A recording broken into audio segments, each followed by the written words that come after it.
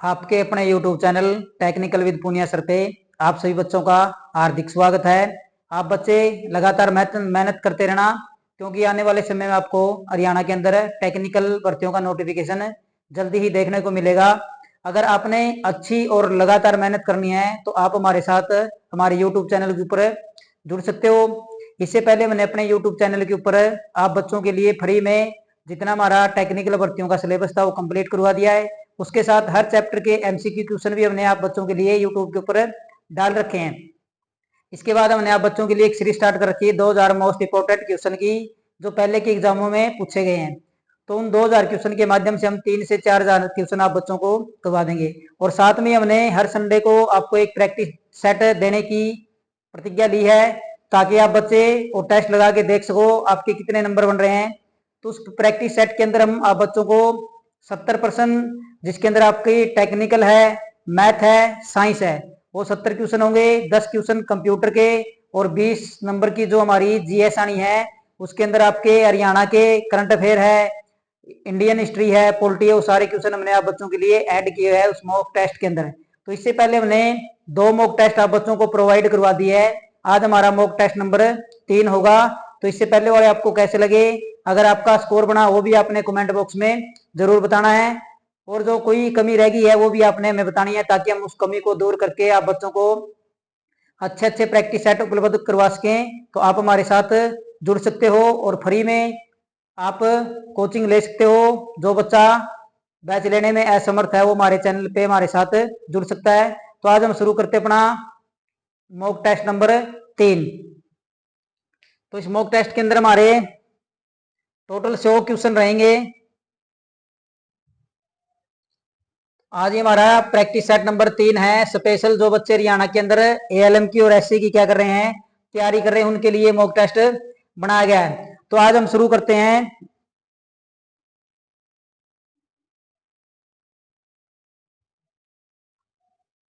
Kirchhoff के voltage नियम के अनुसार नेटवर्क के किसी भी बंद लूप में आईआर गिरावट और ईएमएफ का बीजगणितीय योग सदैव होता है।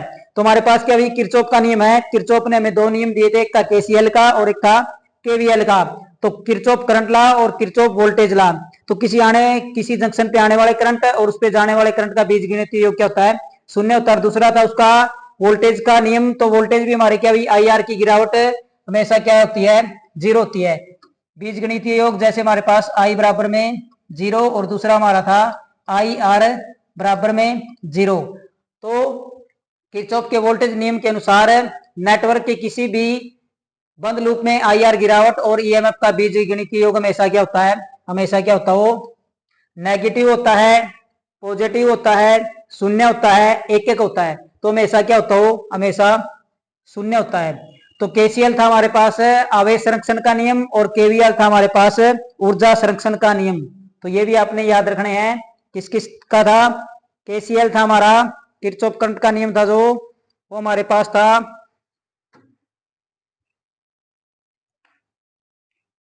आवेश संरक्षण का नियम, और केवीएल था हमारे पास ऊर्जा संरक्षण का नियम।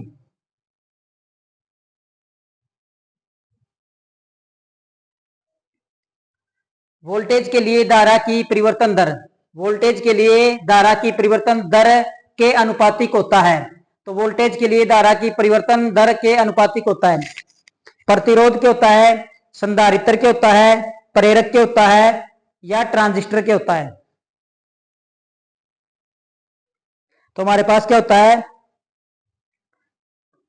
V बराबर में L D I by D T. क्या होता है, धारा में परिवर्तन की दर किसके अनुपातिक होती है, वोल्टेज की। तो किसके होती है, हमारे पास होती है प्रेरक के। किसके होती है, प्रेरक के। किसकी इकाई है, प्रेरक का। और प्रेरक की इकाई क्या है, हेनरी है। क्या है, हेनरी। और इसको एच से हम क्या करते हैं, लिखते हैं। किससे लिखते हैं, एच से इसको हम लिखते हैं।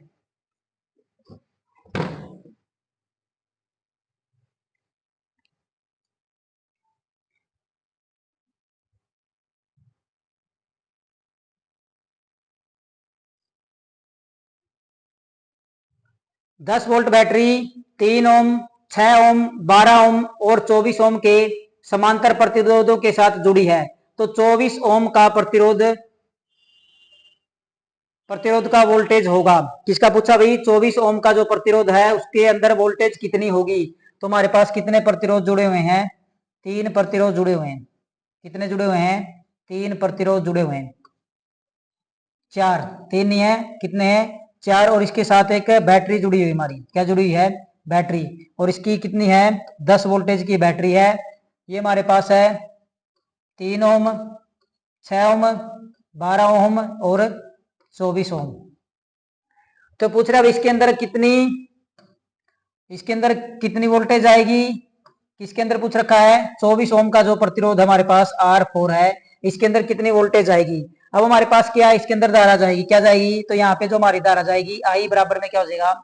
V बटे में R। तो V कितना हमारे पास 10 है और R कितना है? 3। तो हमारे पास कितना? 3.33। इसके अंदर देखें तो हमारे पास क्या जाएगा? 10 बटे में 6, तो 1.4 बच गए 6 इतना करंट जाएगा हमारा। ऐसे ही अब इसके अंदर वोल्टेज कितनी जाएगी? तो पैरेलल के अंदर हमेशा हमारी वोल्टेज क्या रहती है? समान रहती है। क्या रहती है पैरेलल में? पैरेलल के अंदर हमारी वोल्टेज क्या रहती है? समान रहती है। क्या रहती है? समान रहती है। और धारा हमारी क्या होती है? पैरेलल के अंदर धारा क्या रहती है? धारा अलग अलग होती है। क्या होती है? धारा अलग अलग होती है। जैसे अलग अलग आ रही है हमारी धारा, इसमें भी अलग आएगी, इसमें भी अलग आएगी। तो हमारे पास क्या पूछा है? 10 वोल्टेज बैटरी 3 ओम, 6 ओम, 12 ओम, 24 ओम के समांतर प्रतिरोध के साथ जुड़ी है। 24 ओम प्रतिरोध का वोल्टेज होगा। तो 24 ओम का भी वोल्टेज कितना होगा? 10 वोल्टेज होगा। 3 का भी 10 होगा, 6 का भी 10 होगा और 12 का भी 10 होगा और 24 का भी क्या होगा? 10 होगा। क्योंकि समांतर क्रम के अंदर वोल्टेज हमेशा क्या रहती है? समान रहती है और करंट क्या रहता है? अलग अलग रहता है।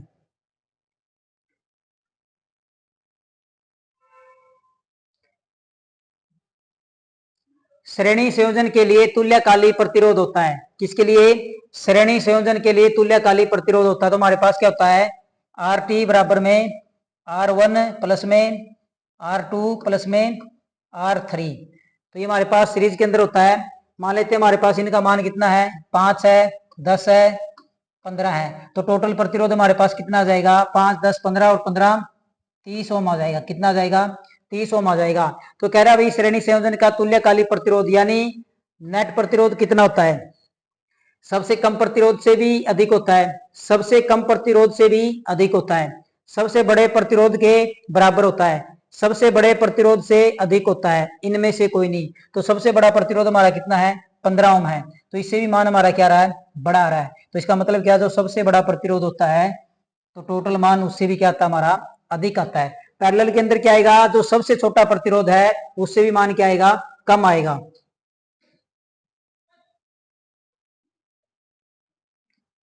लेड एसिड सेल की धारिता किस पर निर्भर करती है? किसकी? लेड एसिड सेल की धारिता किसके ऊपर निर्भर करती है? तो लेड एसिड सेल हमारे पास क्या? एक द्वितीयक सेल है। कौन सा है? द्वितीयक सेल। इसको हम क्या कर सकते हैं? दोबारा से चार्ज कर सकते हैं। तो कह रहा भी इसकी जो धारिता वो किन चीजों के ऊपर निर्भर करती है? प्लेट का क्षेत्रफल पे निर्भर करती है, तापमान पर करती है, डिस्चार्ज की दर पे करती है या उपरोक्त सभी पे। तो लेड एसिड बैटरी के अंदर हम कौन सा अम्ल डालते हैं? तो इसके अंदर डालते हैं हम H2SO4। कौन सा? H2SO4 तनुगंधक अम्ल, सल्फ्यूरिक एसिड डालते हैं। तो ये प्लेट के क्षेत्र के फल पे भी निर्भर करती है, तापमान पर भी करती है और डिस्चार्ज दर पे भी करती है। तो संपूर्ण डिस्चार्ज बैटरी कब होता है? जब इसकी वोल्टेज क्या हो जाए? 1.80 वोल्टेज से क्या हो जाए? कम। क्या हो जाए? इसका ईएमएफ कितने से? 1.08 से कम हो जाए तो क्या हो जाती है? पूर्णतः डिस्चार्ज मानी जाती है।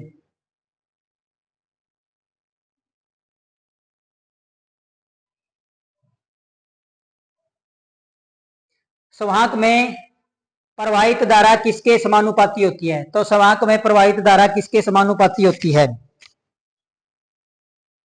अपवाह वेग का वर्ग, अपवाह वेग, अपवाह वेग का घन या इनमें से कोई नहीं। संवाहक हमारा क्या होता है? संवाहक होता है हमारे पास कंडक्टर। क्या होता है? कंडक्टर, जिसके अंदर आसानी से विद्युत धारा का क्या हो जाए? प्रवाह हो जाए। तो कह रहा है इसकी जो धारा किसके समानुपाती हो रही है? इस चालक के अंदर जो विद्युत धारा बहेगी वो किसके समानुपाती होती है? अपवाह वेग का वर्ग होता है, अपवाह वेग होता है, अपवाह वेग का घन या इनमें से कोई नहीं। तो हमारे पास क्या होती है? अपवाह वेग किसके समानुपाती होती है? अपवाह वेग के क्या होती है?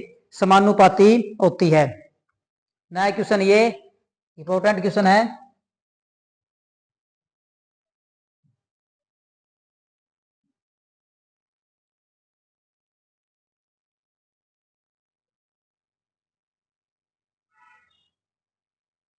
संवाहक की लंबाई, किसकी? चालक की लंबाई और अनुप्रस्थ काटक क्षेत्रफल, क्या भाई? चालक की लंबाई और उसका काटक क्षेत्रफल क्रमशः होने पर, क्या क्या होने पर है?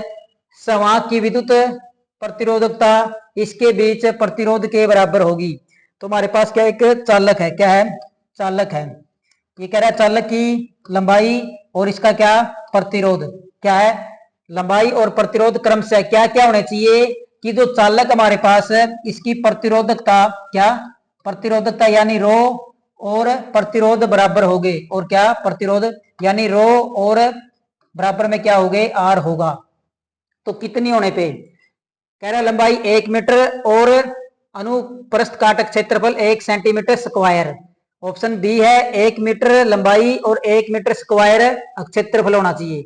1 मीटर और 2 मीटर स्क्वायर होना चाहिए, 1 मीटर और 2 सेंटीमीटर स्क्वायर होना चाहिए। तो कब बराबर होने चाहिए? कह रहा है हमारे पास कितनी लेंथ होनी चाहिए? तो हमारे पास लेंथ होनी चाहिए 1 मीटर। कितनी होनी चाहिए? 1 मीटर। और प्रतिरोध हमारे पास क्या होना चाहिए? 1 मीटर स्क्वायर होना चाहिए। कितना होना चाहिए? 1 मीटर स्क्वायर होना चाहिए। तब हमारी प्रतिरोधकता और प्रतिरोध क्या होंगे? एक चालक के बराबर होंगे। Option number B. कौन सा? Option number B.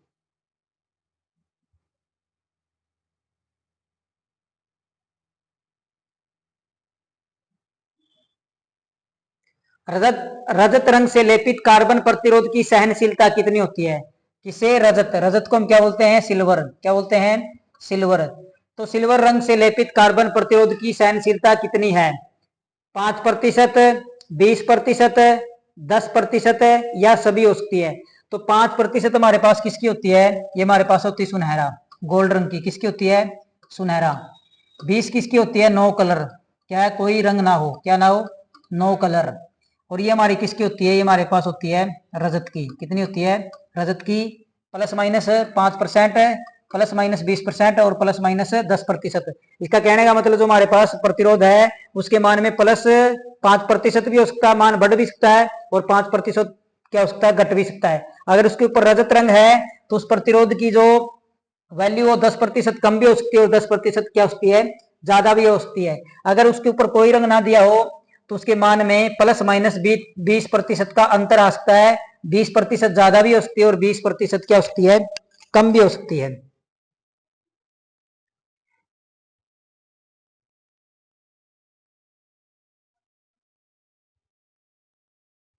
एक खुले परिपथ के सेल के दो सिरों के मध्य का विभवांतर को, हमारे पास क्या है? एक खुले परिपथ के सेल के दो सिरों के मध्य के विभवांतर को क्या कहा जाता है?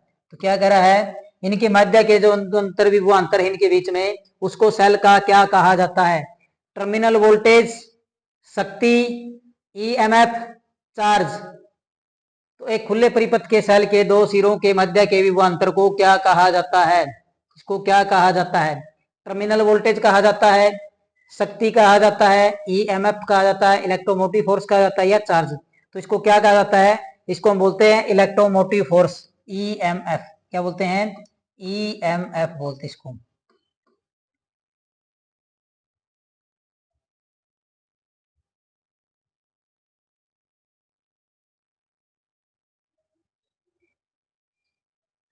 'यदि समान पदार्थ लंबाई के दो तारों, यदि समान पदार्थ है लंबाई के दो तारों की प्रतिरोधकताएं 5 और 20 ओम है तो दोनों तारों की त्रिज्या का अनुपात होगा'। तो दोनों तारों की त्रिज्या का अनुपात क्या होगा? 1:2 होगा, 2:1 होगा, 1:4 होगा, या 4:1 होगा। तो त्रिज्या क्या होता है? स्केयर होता है। तो हमारे पास वैसे तो आना था ये 4:4:1, तो त्रिज्या स्केयर होता है तो हमारे पास ये क्या जाता है? 2:1। क्या आएगा? 2:1। Option number B.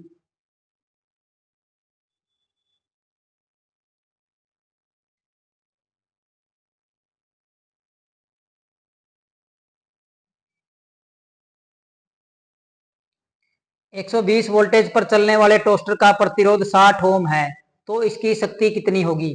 कितने वोल्टेज पे चल रहा है, 160 वोल्टेज पे चलने वाले टोस्टर का प्रतिरोध 60 ओम है, तो इसकी शक्ति कितनी होगी। तो हमारे पास क्या होता है, P बराबर में V गुणा में I होता है। तो यहाँ पे हमें वोल्टेज का मान दे रखा है और किसका मान नहीं है, धारा का मान नहीं। तो यहाँ से हम धारा का मान निकाल लें तो I बराबर हमारे पास क्या हो जाएगा, V बटे में R। क्या हो जाएगा, V बटे में R। तो V हमारे पास कितना है, 60 है, और R V कितना 120 है, और R कितना है 60। तो यहाँ से कितना आ जाएगा हमारे पास 2 एम्पियर। क्या आ जाएगा, 2 एम्पियर आ जाएगा। तो P बराबर हमारे पास कितना हो जाएगा, 120 गुणा में 2 यानी 240 वाट। इससे भी हम निकाल सकते हैं। तो P बराबर होता है हमारे पास एक V स्क्वायर बटे में R होता है। तो V कितना है, 120 गुणा में 120 बटे में 60। 0 से 0 6 से काटेंगे 2 पे, तो भी कितना आएगा 240। तीसरा होता है हमारे पास P बराबर में I स्क्वायर R। क्या होता है, I स्क्वायर R। I हमारे पास कितना है, 2 गुणा में 2 का स्क्वायर और गुणा में कितना 60। 2 दूनी 4, 6 चौके 24। यहाँ से भी कितना आ रहा है, 240 वाट आ रहा है। कितना आ रहा है, तो तीनों ही फॉर्मूले से हमारे पास कितना आ रहा है, 240 वाट। Option number D. तो इन तीनों से हम निकाल सकते हैं।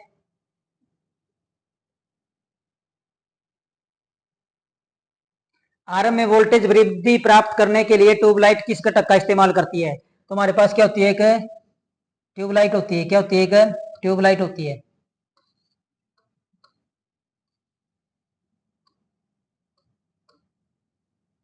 यहाँ पे हमारे पास क्या लगा होता है, एक स्टार्टर लगा होता है। क्या लगा होता है, एक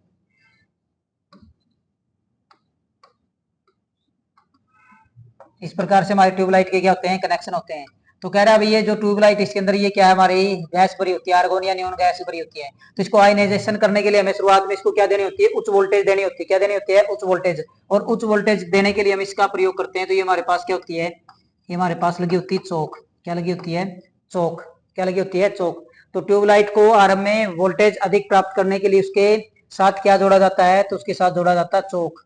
क्या जोड़ा जाता है, चौक। संधारित्र का काम होता है इसका पावर फैक्टर सुधारने के लिए। चौक के कारण इसका पावर फैक्टर क्या हो जाता है, कम हो जाता है। उसको सुधारने के लिए किसका प्रयोग किया जाता है, संधारित्र का।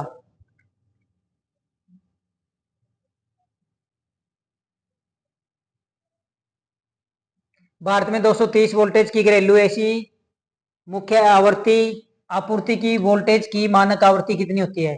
तो भारत के अंदर जो मानक एसी सप्लाई है 230 वोल्टेज, उसके लिए जो मुख्य आवृत्ति होती है हमारे पास कितनी होती है, 50 HZ होती है। कितनी, 50 HZ।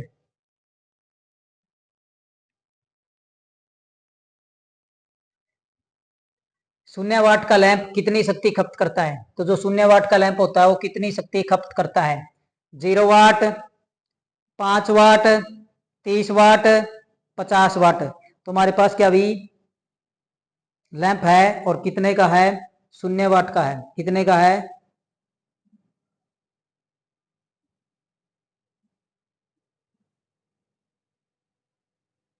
शून्य वाट का है। तो कितनी ऊर्जा कंज्यूम करेगा, 0 वाट करेगा, 5 वाट करेगा, 30 वाट करेगा या 50। तो हमारे पास वो 5 से 7 वाट क्या करता है, कंज्यूम करता है। कितनी, 5 से 7 वाट। Option number B.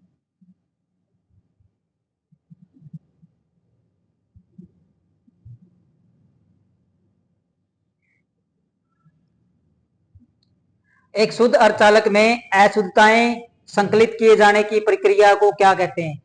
संकलित का मतलब होता है मिलाना। क्या करना, मिलाना। हमारे पास क्या है, एक शुद्ध अर्धचालक है। क्या है, शुद्ध अर्धचालक है। क्या है, अर्धचालक है। इसके अंदर हमने क्या कर दी, अशुद्धि मिला दी। क्या मिला दी, अशुद्धि मिला दी। तो इस अशुद्धि मिलाने को क्या कहा जाता है, अशुद्धि मिलाने को क्या कहा जाता है।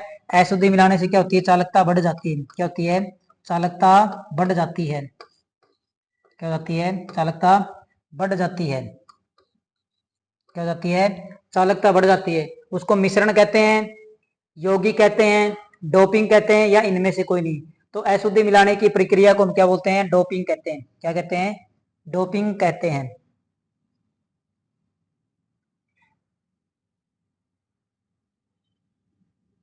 एक डायक किसके समान होता है। क्या पूछा भाई, जो डायक होता है हमारे पास, तो डायक के अंदर हमारे पास 2 टर्मिनल होते हैं। कितने होते हैं,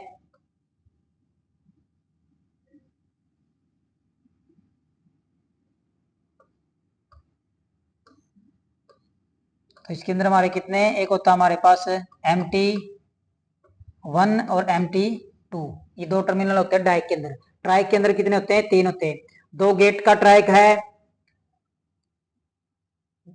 SCR का युग्म है यानी SCR का जोड़ा है, 4 परतों का SCR है, इनमें से कोई नहीं।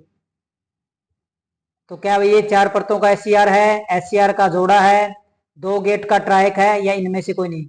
तो एक डायग हमारे किसके समान होता है, 4 परतों के SCR के समान होता है। किसके, 4 परतों के SCR के क्या होता है, ये समान होता है।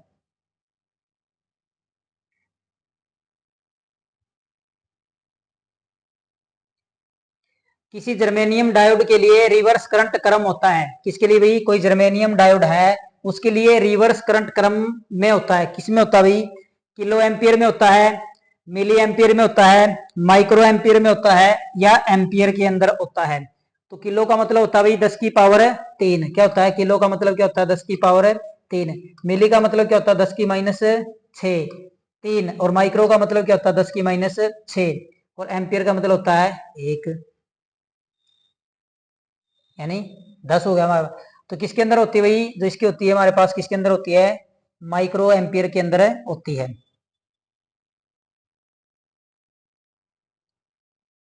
नेक्स्ट भी, गोए तार किस लिए लगा होता है। तो गोए तार कहाँ पे लगा होता है, हमारे पास पोल होता है। क्या होता है, बिजली वाला ये पोल होता है। इस पोल के साथ हमारे पास क्या लगे होते हैं, गोए तार लगे होते हैं। क्या लगे होते हैं, गोए तार लगे होते हैं। और ये जमीन के अंदर स्थापित किए जाते हैं। तो किस लिए भी, आसमानी बिजली से बचाने के लिए। कह रहा है इस पोल को आसमानी बिजली से बचाने के लिए इस पे लगा होता है, अर्थिंग के लिए लगा होता है, पोल को सहारा देने के लिए लगा होता है, या उपरोक्त सभी। तो हमारे पास जो गोए तार होता है वो क्या भाई, पोल को सहारा देने के लिए प्रयोग किया जाता है। किसको, पोल को सहारा देने के लिए प्रयोग किया जाता है। किसके लिए, यहाँ पे इसके साथ ये क्या लगा होता है, इंसुलेटर। क्या लगा होता है, इंसुलेटर। और ये लगभग 3 मीटर ऊंचा होता है। कितना, पृथ्वी से 3 मीटर ऊंचाई पर ये लगाया जाता है।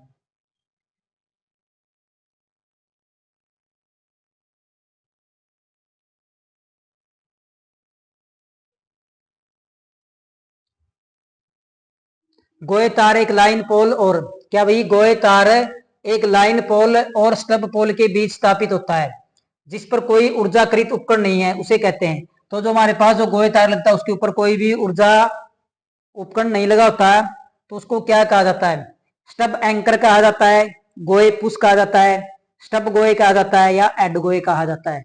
तो उसको क्या बोला जाता है, कौन सा गोए बोला जाता है भाई, स्टब एंकर बोला जाता है, गोए पुश बोला जाता है, स्टब गोए बोला जाता है, या एड गोए बोला जाता है। तो उसको हम क्या बोलते हैं भाई, इसको हम बोलते हैं स्टब गोए। क्या बोलते हैं, स्टब गोए बोला जाता है उसको। ऑप्शन नंबर सी।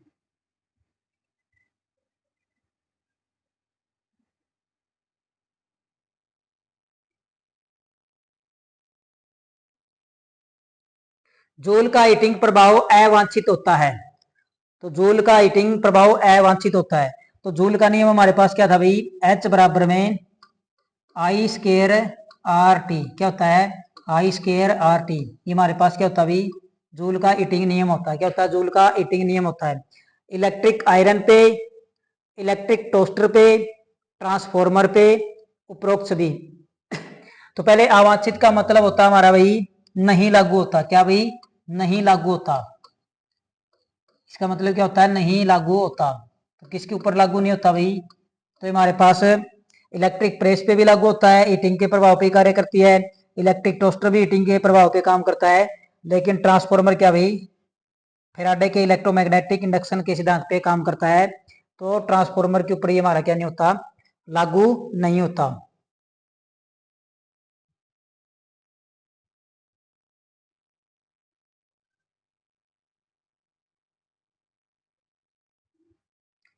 दो असमान धातुओं के किसी सर्किट से जब इलेक्ट्रिक करंट गुजरता है तो एक जंक्शन पर ऊष्मा उत्पन्न होती है और दूसरे जंक्शन पर अवशोषित होती है। इस प्रभाव को क्या कहा जाता है,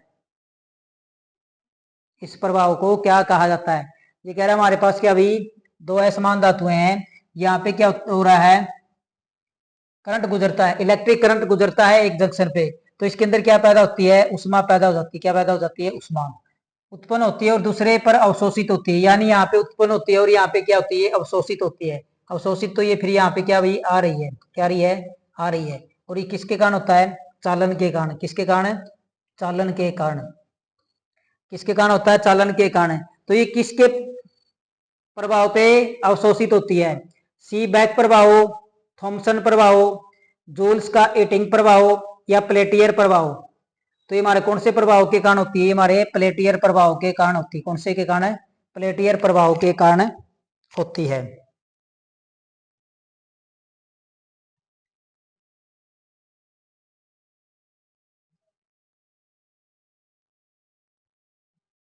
निम्न उपकरणों में से क्या स्टेरिसिस और एडी करंट त्रुटि से मुक्त है। निम्न उपकरणों में से क्या स्टेरिसिस और एडी करंट त्रुटि से मुक्त है। स्टेरिसिस शिथिला आनी और भंवरदार आनी से मुक्त है। कौन सा उपकरण है, PMMC permanent magnetic moving coil, dynamometer प्रकार के उपकरण, इलेक्ट्रोस्टैटिक उपकरण या उपरोक्त सभी। तुम्हारे कौन होते हैं भाई, जो इलेक्ट्रोस्टैटिक उपकरण होते हैं वो भंवरदार आनी और स्टेरिसिस आनी से क्या होते हैं, मुक्त होते हैं।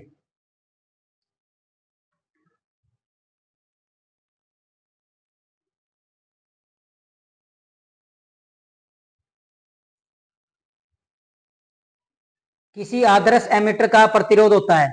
इंपॉर्टेंट क्वेश्चन है, पक्का पेपर के अंदर पूछा जाएगा, चाहे एमिटर का पूछ ले या वोल्टमीटर का। तो हमारे पास ये दो प्रकार के होते थे, एक तो होता है हमारे पास धारा स्रोत। कौन सा होता है, धारा स्रोत। क्या होता है, धारा स्रोत। दूसरा होता है हमारे पास मापक यंत्र। कौन सा होता है, मापक यंत्र। तो दोनों अपने बड़े ध्यान से समझने। मापक यंत्र ये क्या करता है, धारा मापता है। क्या करता है, धारा मापता है। क्या करता है, धारा मापता है। तो एमीटर की रेंज बढ़ाने के लिए इसके पैरेलल क्रम में हम क्या जोड़ते हैं भाई, शंट प्रतिरोध जोड़ते हैं। क्या जोड़ते हैं, शंट प्रतिरोध। तो ये हमारे पास क्या भाई, एमीटर है। क्या हमारे पास ये एमीटर है। और इस एमीटर से हमने क्या करनी भाई, विद्युत धारा मपवानी। क्या करनी है, विद्युत धारा मपवानी है। क्या करनी है, विद्युत धारा मपवानी है। तो पूछ रहा है भाई, जो ये आर एस एच होता है, कौन सा, आर एस एच शंट प्रतिरोध, इसका मान कितना होता है। अब इसका मान कैसे पता करेंगे हम, हमारा एमीटर क्या अधिक करंट को माप नहीं सकता, लेकिन एमीटर की रेंज बढ़ाने के लिए इसके पैरेलल क्रम में एक शंट प्रतिरोध जोड़ा जाता है, तो उसका मान क्या होता है। अब हमने जो प्रतिरोध क्या करना भाई, प्रतिरोध क्या होना चाहिए हमारा, ताकि जो हमारी ये धारा आ रही है, क्या रही है, धारा आई आ रही है, ये सारी की सारी इधर आनी चाहिए। क्या आनी चाहिए, सारी की सारी इधर आनी चाहिए। तो इसका प्रतिरोध क्या होना चाहिए, तो इसका प्रतिरोध होना चाहिए निम्न। क्या होना चाहिए, निम्न। तभी धारा क्या आएगी, ज्यादा आएगी। अगर इसका प्रतिरोध क्या है, निम्न है, तभी हमारी धारा क्या आएगी, ज्यादा ही। अब पूछा भाई आदर्श एम मीटर का, किसका, आदर्श का। अगर बात आदर्श की आ गई तो आर का मान क्या होना चाहिए, तो आर का मान होना चाहिए शून्य। क्या होना चाहिए, शून्य होना चाहिए। क्या होना चाहिए, शून्य। अगर वैसे पूछे भाई किसी एमीटर का प्रतिरोध होता है, अगर ऐसे पूछे भाई किसी एमीटर का प्रतिरोध होता है तो आएगा निम्न। अगर पूछे भाई किसी आदर्श एमीटर का प्रतिरोध होता है तो क्या होता है, वो शून्य होता है। क्या होता है, शून्य होता है। दूसरा हमारे पास होता है, ये क्या करता है, हमें धारा प्रदान करता है। ये क्या करता है, धारा प्रदान करता है। क्या करता है, धारा प्रदान करता है। धारा प्रदान करता है तो ये हमें क्या करेगा, धारा देगा। तो इसके साथ हमारे पास ये क्या लगा होता है, प्रतिरोध। और यहां से अब हमारी क्या भाई, ये धारा देगा। ये धारा में ज्यादा से ज्यादा कहाँ चाहिए, लोड के ऊपर चाहिए। कहाँ पे चाहिए, लोड पे चाहिए। तो यहां से ये धारा चलेगी आई, तो धारा यहाँ क्या जानी चाहिए, धारा क्या जानी चाहिए, कम जानी चाहिए। क्या जानी चाहिए, कम जानी चाहिए। और यहाँ पे धारा क्या जानी चाहिए, ज्यादा जानी चाहिए। अगर पूछे इसका आर का मान क्या होना चाहिए, तो आर का मान होना चाहिए उच्च। क्या होना चाहिए, आर का मान होना चाहिए उच्च। अगर पूछे भाई आदर्श कंडीशन में, किसमें, आदर्श कंडीशन में, तो आदर्श के अंदर होता है ये अनंत। क्या होता है, अनंत। क्या होता है, अनंत होता है। तो ये क्वेश्चन आपसे पेपर के अंदर या तो एमीटर का या वोल्ट मीटर का पक्का पूछा जाएगा। जो पिछला प्रैक्टिस सेट किया था उसके अंदर हमने पढ़ा था भाई वोल्ट मीटर का, और अब हमने पढ़ा भाई एमीटर का। तो ये इस प्रकार से होता है। तो किसी आदर्श एमीटर का प्रतिरोध क्या होता है भाई, शून्य होता है। क्या होता है, शून्य होता है। अगर धारा स्रोत का पूछे तो क्या हो जाएगा, अनंत हो जाएगा।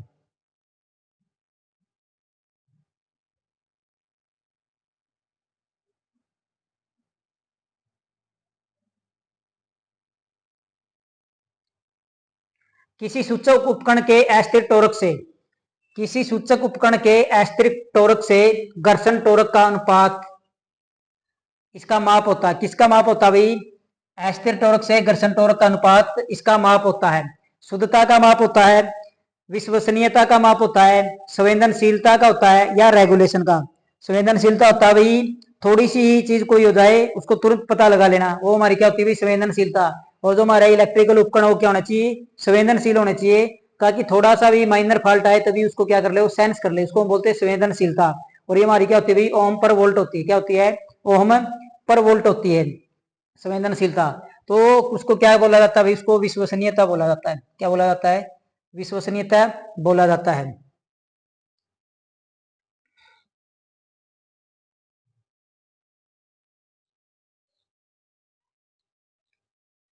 मैगर में नियंत्रणात्मक टोरक के द्वारा उपलब्ध करवाया जाता है। तो जो हमारे पास क्या मैगर, इसके अंदर जो नियंत्रण टोरक है वो किसके द्वारा उपलब्ध करवाया जाता है? तो मैगर काफी इंपॉर्टेंट है। इसके अंदर से एक क्वेश्चन आपको पक्का देखने को मिलेगा मैगर के बारे में। तो मैगर क्या करता है भाई? उच्च प्रतिरोध को मापता है। क्या करता है? उच्च प्रतिरोध को मापने के लिए इसका प्रयोग किया जाता है। इसके अंदर एक डीसी शंट जनरेटर का प्रयोग किया जाता है और एक ओम मीटर इसके अंदर लगा होता है। इसके दोनों सिरे पॉजिटिव और नेगेटिव एक साथ छूने से हमें क्या करना चाहिए? बचना चाहिए। और इसके अंदर जो हैंडल होता है उसको क्या करना चाहिए भी? 140 से 160 आरपीएम की गति पे घुमाना चाहिए। कितने पे? 140 से 160 आरपीएम की गति पे इसको घुमाना चाहिए। अगर मैगर के अंदर ओम मीटर की रीडिंग क्या आती है? अनंत आती है। क्या आती है? अगर रीडिंग आती है अनंत, तो इसका मतलब क्या भाई? हमारा इंसुलेशन है सही। क्या है? इंसुलेशन है सही। अगर शून्य आती है, अगर शून्य आती है तो हमारी क्या भाई? फाल्टी है। जो प्रतिरोध क्या होगी? फाल्टी है। तो मैगर के अंदर है जो टोरक उपलब्ध करवाया जाता है, किसके द्वारा करवाया जाता है? कुंडली के द्वारा करवाया जाता है।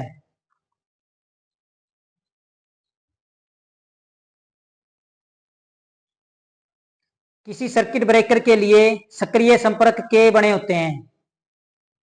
किसी सर्किट के लिए, सर्किट ब्रेकर के लिए सक्रिय संपर्क बने होते हैं। तो हमारे पास क्या भी? Circuit breaker, VCB vacuum circuit breaker, oil circuit breaker, ये हमारे क्या भाई? सर्किट को तोड़ने वाले परिपथ वियोजक हम इसको बोलते हैं। तो उसके जो सक्रिय कॉन्टैक्ट होते हैं जिससे वो क्या करता है? सर्किट को ट्रिप करता है, वो किस चीज के बने होते हैं? स्टेनलेस स्टील, तांबा टंगस्टन मिश्र धातु, पोर्सलिन, या कार्बन। तो वो किसके बने होते हैं हमारे पास? वो हमारे पास होते भी तांबा टंगस्टन मिश्र धातु के बने होते हैं। किसके बने होते हैं? तांबा टंगस्टन मिश्र धातु के बनाए जाते हैं। Option number B.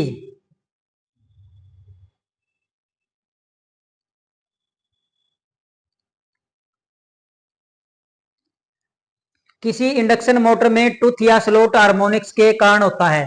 तो क्या भाई? कोई इंडक्शन मोटर है उसके अंदर दो टूथ या स्लॉट हार्मोनिक्स के कारण होता है। लीकेज फ्लक्स के कारण होता है। रोटर स्लॉट में स्क्वीजिंग, यानी इसको हमने क्या कर दिया भाई? टेढ़ा कर दिया। रोटर को क्या कर दिया? टेढ़ा कर दिया है, स्क्विड कर दिया है। वायु स्थान में विमुक्ता में उतार चढ़ाव, इनमें से कोई नहीं। तुम्हारे क्या होता है भाई? इंडक्शन मोटर के अंदर सात टूथ, टूथ या स्लॉट हार्मोनिक्स वायु स्थान में विमुक्ता में उतार चढ़ाव के कारण होता है। जो वायु का इसके अंदर स्थान होता है उसमें उतार चढ़ाव होता है, तब हमारे पास वो क्या हो जाता है भाई? स्लॉट हार्मोनिक्स उत्पन्न हो जाता है।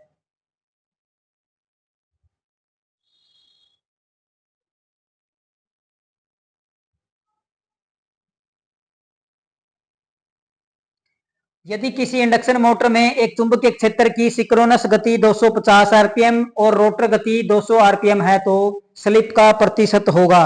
तो क्या बताना मैंने भाई? स्लिप का प्रतिशत बताना कितना होगा। तो हमारे पास स्लिप क्या होता है? प्रतिशत स्लिप हमारे पास क्या होता है? तो यहां से हम निकाल देंगे प्रतिशत स्लिप क्या होता है। तो ये हमारे पास होता है एन एस बटे में एन एस माइनस में एन आर बटे में एन एस गुणा में 100। तो ये हमारे पास क्या होता है भाई? प्रतिशत स्लिप निकालने का फॉर्मूला होता है। एन एस हमारे पास क्या होती है भाई? सिंक्रोनस गति होती है, जो चुंबकीय क्षेत्र की गति होती है। और एन आर हमारे पास क्या होती है? रोटर गति होती है। तो यहाँ पे इनके दोनों के मान दिए हमें, तो हमारे पास क्या हो जाएगा? 250 माइनस में 200 बटे में 250 गुणा में क्या हो जाएगा, गुणा में हो जाएगा 100। 0 से 0 कैंसिल होगी, 5 से काटेंगे, 5 पे, ये कितने पे कटेगा, 2 पे। अब 250 में से 200 गए, कितने हो गए, 50 बच गए। कितने बच गए, 50 गुणा में 2 बटे में 5, 5 से काटा, 10 पे कट गया, बराबर में क्या जाएगा अभी, 20%। क्या जाएगा, तो हमारे पास जो स्लिप का मान आएगा वो कितना आएगा, 20% आएगा। कितना आएगा, 20% आएगा।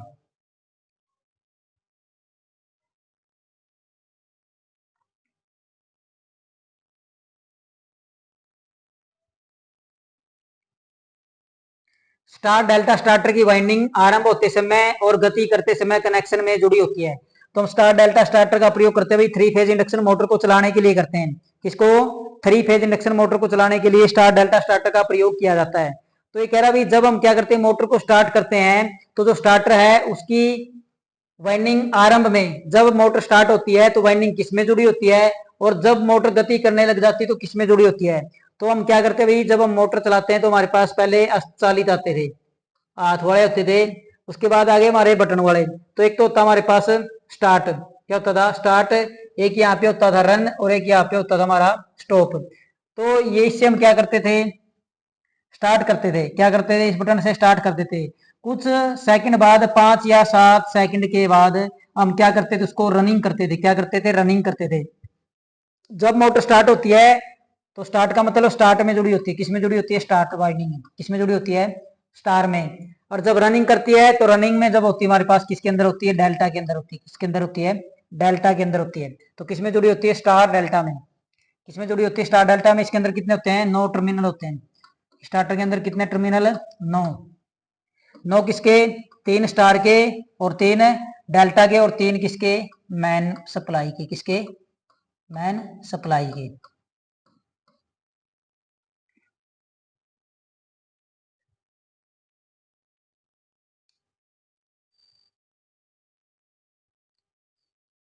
किसी स्थिर संचालन के क्षेत्र के लिए, किसी स्थिर संचालन के क्षेत्र के लिए किसी डीसी मोटर के गुण दोष किसी 3 फेज इंडक्शन मोटर के समान है। तो हमारे स्थिर संचालन के लिए जो डीसी शंट मोटर होती है उसके गुण दोष किस इंडक्शन मोटर के समान होते हैं, डीसी शंट मोटर के समान, डीसी सीरीज मोटर के समान, डीसी कम्युलेटिव कंपाउंडर के समान, या डीसी डिफरेंशियल मोटर के समान। किसके समान होते हुए हमारे, वो होते हमारे डीसी शंट मोटर के। किसके, डीसी शंट मोटर के। 3 फेज इंडक्शन मोटर के और डीसी शंट मोटर के गुण दोष क्या होते हैं, एक समान होते हैं स्थिर संचालन के लिए।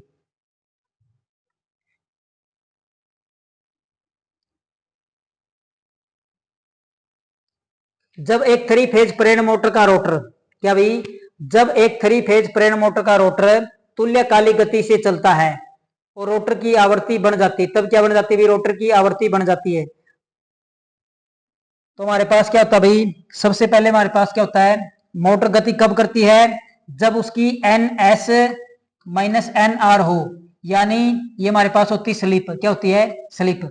जब N S minus N R हो, यानी रोटर गति और सिक्रोनस गति के अंदर अंतर हो, तभी हमारी क्या चलती है, मोटर चलती है।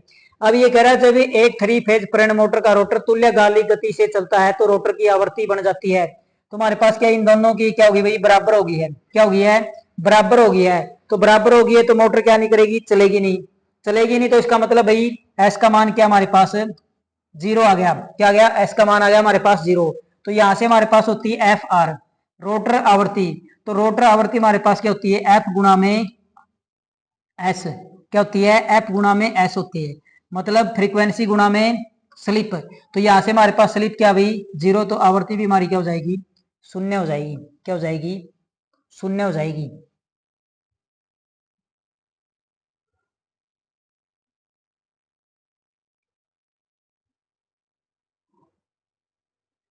एकल कला प्रेरण मोटर में सहायक घुमाव का उपयोग करने का उद्देश्य क्या है।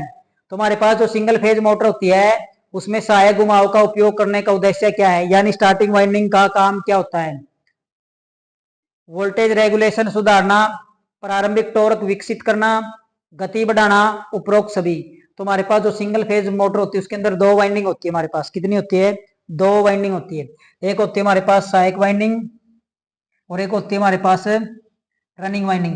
तो इनके बीच में क्या हो जाता है? हमारे पास 90 डिग्री का कोण बन जाता है, जिसके कारण क्या होती है? मोटर सेल्फ स्टार्ट हो जाती है। तो सेल्फ स्टार्ट किस कारण से हुई है? प्रारंभिक टॉर्क प्रदान करने पर। क्या होने पर? प्रारंभिक टॉर्क उत्पन्न होने के कारण ये मोटर क्या हो जाती है? सेल्फ स्टार्ट हो जाती है। तो जो गुस्सा एक घुमाव होता है यानी स्टार्टिंग वाइंडिंग होती है, उसका काम क्या होता है भाई? प्रारंभिक टॉर्क विकसित करना। क्या करना? प्रारंभिक टॉर्क विकसित करना।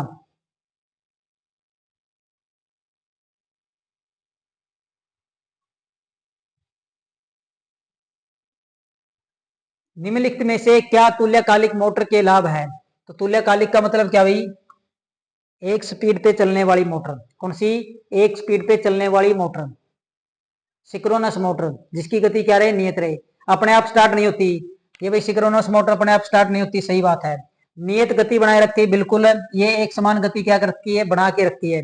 कार्य दक्षता क्या भाई? अधिक है। कार्य दक्षता क्या? अधिक है। तो ये सारे क्या इसके लाभ है। वैसे ये लाभ में नहीं आता, लेकिन इस हिसाब से हमारा ऑप्शन डी आएगा भाई, अपने आप स्टार्ट नहीं होती है। क्या इसका लाभ नहीं है?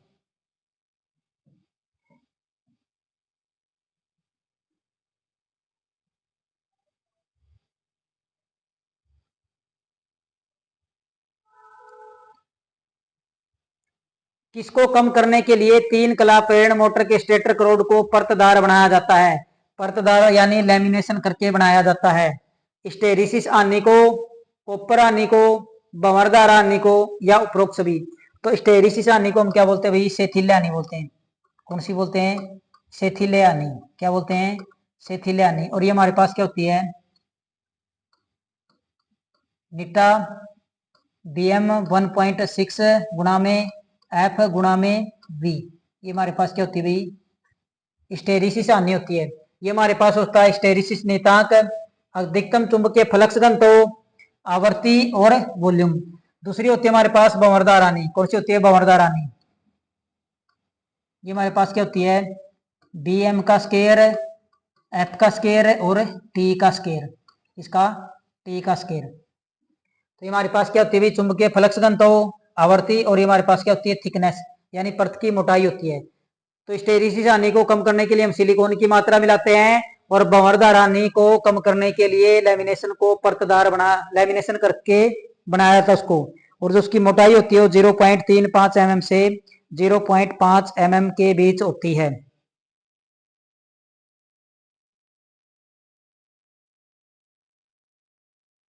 तो किसको कम करने के लिए परतदार बनाते हैं भाई? भंवरदार हानि को कम करने के लिए।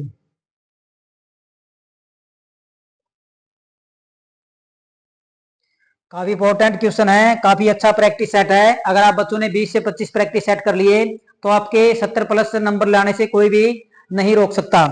अगर आपने अच्छी मेहनत कर रखी है तो आप 80 प्लस भी आपका स्कोर प्राप्त कर सकते हो। प्रेरण मोटर के स्टेपलेस गति नियंत्रण के लिए निम्नलिखित में से कौन सी विधि का प्रयोग किया जाता है? पोलों की संख्या में परिवर्तन, रोटर परिपथ में EMF अतः अक्षेपण, कैस्केड संचालन, रियोस्टेट संयोजित करना। तो प्रेरण मोटर के अंदर हम रियोस्टेट संयोजित नहीं करते, कैस्केड विधि का भी नहीं। तो पोलों की संख्या में परिवर्तन करके हम क्या कर सकते हैं? उसकी गति को भी नियंत्रण कर सकते हैं, इसमें पोलों की संख्या में परिवर्तन करके।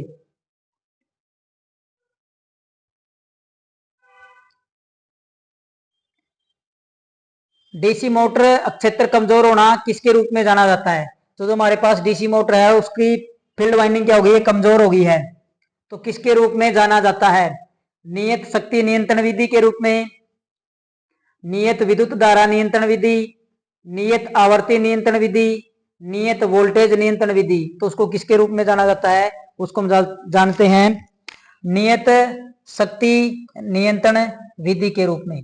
Option number A.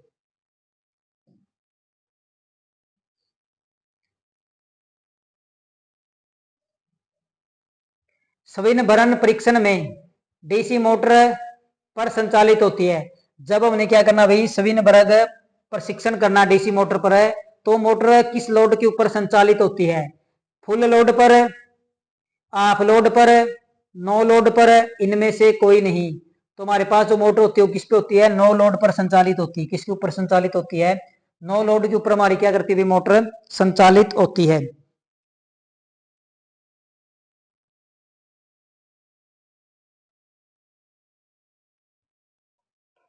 किस पे होती है,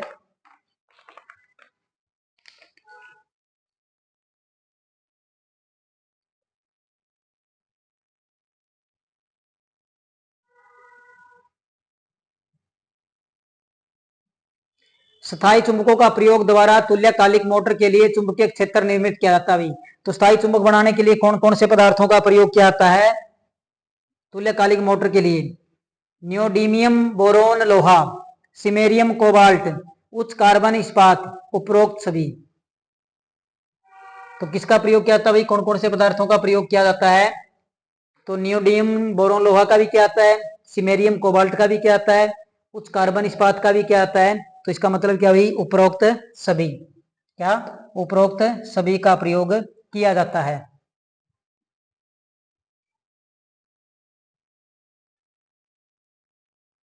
टेप रिकॉर्डर में निम्न में से कौन सी मोटर प्रयोग की जाती है, किसके अंदर, टैप रिकॉर्डर के अंदर निम्न में से कौन सी मोटर प्रयोग की जाती है। तो इसके अंदर उस मोटर का प्रयोग क्या था जो क्या नहीं करती, आवाज नहीं करती, क्या नहीं करती, आवाज नहीं करती। और इस मोटर के अंदर ना तो रोटर के अंदर वाइंडिंग होती है, ना इसके अंदर दांते होते हैं, जिसके कारण क्या होती हुई अधिक विश्वसनीय है। तो रिलैक्टेंस मोटर होती है, शेडेड पोल मोटर होती है, सर्वो मोटर होती है, या स्टेरिसिस मोटर होती है। तो हमारे पास कौन सी होती है, स्टेरिसिस मोटर होती है। इसके स्टार्टर और रोटर दो भाग होते हैं, स्टार्टर के अंदर रनिंग व स्टार्टिंग दो वाइंडिंग होती है, रोटर के अंदर कोई भी वाइंडिंग नहीं होती। इसका जो रोटर होता है वो स्टेरिसिस आनियों वाला होता है, जिसके कारण ये क्या हो जाती है, मोटर स्टार्ट हो जाती है।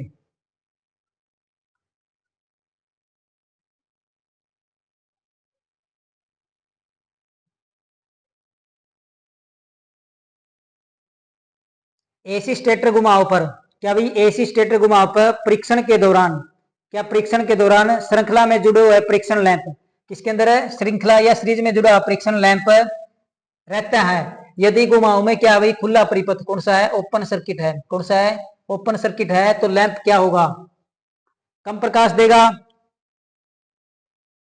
अंधकार में रहेगा, इनमें से कोई नहीं, या पूर्ण प्रकाशन देगा। तो ओपन सर्किट है तो कह रहा भाई लैंप क्या देगा भाई, पूर्ण प्रकाशन देगा, बंद रहेगा, या कम प्रकाशन देगा।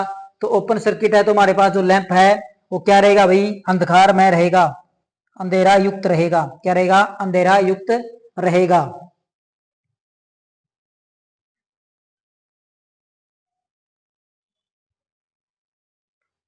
आर्मेचर खांचों की संख्या के संदर्भ में दो आसन विपरीत पोलों के बीच की दूरी, किसके भाई, आर्मेचर खांचों के अंदर हम क्या करते हैं, वाइंडिंग करते हैं, और उसके बीच दो पोल है, क्या दो आसन पोल है, और दूसरे एक दूसरे के क्या होते हैं, विपरीत होते हैं, तो उनके बीच की दूरी को क्या कहा जाता है। तो हमारे पास क्या भाई,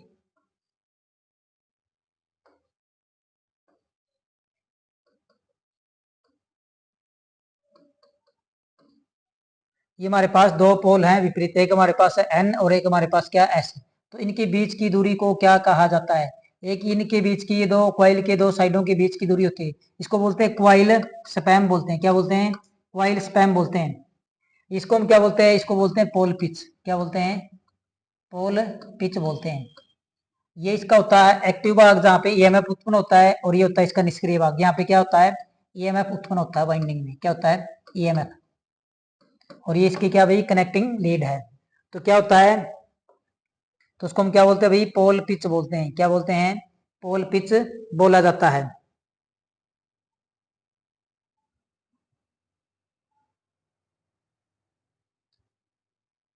बिना भार डीसी मोटर को प्रारंभ नहीं करना चाहिए, कह रहा भाई बिना लोड के डीसी मोटर, डीसी श्रेणी मोटर को प्रारंभ नहीं करना चाहिए, क्यों, प्रारंभिक टॉर्क विकसित नहीं कर पाएगी, बिना लोड के चलने में असमर्थ है, उच्च गति पर संचालित होगी, या उपरोक्त सभी।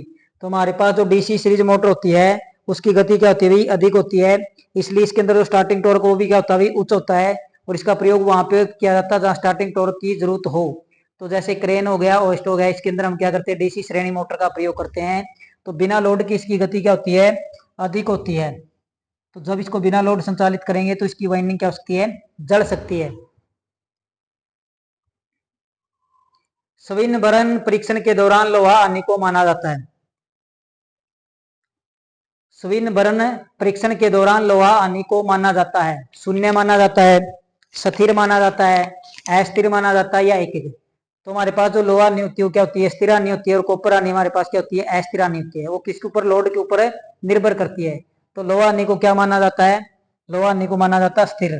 क्या माना जाता है? स्थिर माना जाता है।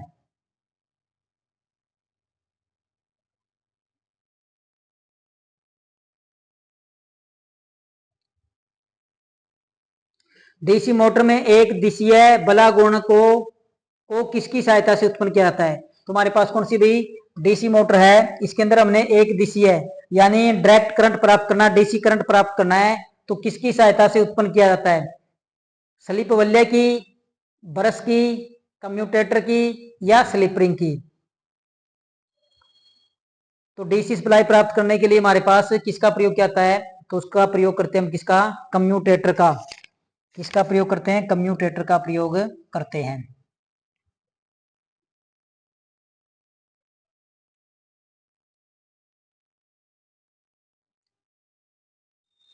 डीसी शंट मोटर की सुरक्षा के लिए निम्न में से कौन सा स्टार्टर प्रमुख रूप से उपयोग किया जाता है? तो डीसी शंट मोटर की सुरक्षा के लिए निम्न में से कौन सा स्टार्टर प्रमुख रूप से प्रयोग किया जाता है? 2 बिंदु, 3 बिंदु, 4 बिंदु, ऑप्शन डी है बी व सी दोनों। तो 2 बिंदु का प्रयोग किया जाता है सीरीज के लिए। किसके लिए किया जाता है? सीरीज के लिए। किसके लिए किया जाता है? सीरीज के लिए। 3 बिंदु और 4 बिंदु दोनों का प्रयोग किया जाता है। 3 बिंदु की जगह 4 बिंदु क्यों प्रयोग किया जाता है? ट्रिपिंग दोष से बचने के लिए। तो इसके साथ एक सीरीज में पैरेलल के अंदर इसके साथ एक क्या भाई प्रतिरोध लगा दिया जाता है, जिससे क्या नहीं होता भाई, जल्दी से ट्रिप नहीं होता। तो 3 बिंदु के अंदर जो ट्रिपिंग दोष होता है उसको दूर करने के लिए 4 बिंदु स्टार्टर का प्रयोग किया जाता है। 3 बिंदु और 4 बिंदु का प्रयोग डीसी शंट व डीसी कंपाउंड मोटर को चलाने के लिए किया जाता है।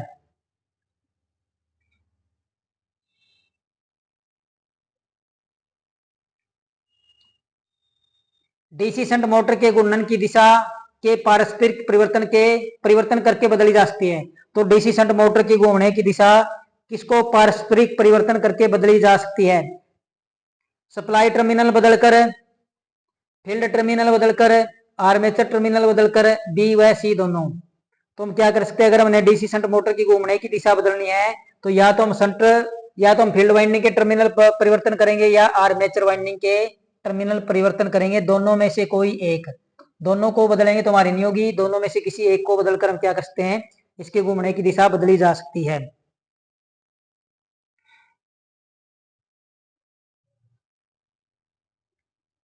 कम्यूटेटर खंडों के बीच विद्युत रोधन होता है। तो जो हमारे कम्यूटेटर खंड होते हैं उनके बीच में क्या सा विद्युत रोधन होता है? तो हमारे पास इस प्रकार से कम्यूटेटर खंड होते क्या होते हैं? कम्यूटेटर खंड होते हैं। तो यहाँ से जब जाती है तो इसके अंदर क्या होती है? स्पार्किंग होती है अचानक धारा के परिवर्तन होने के कारण।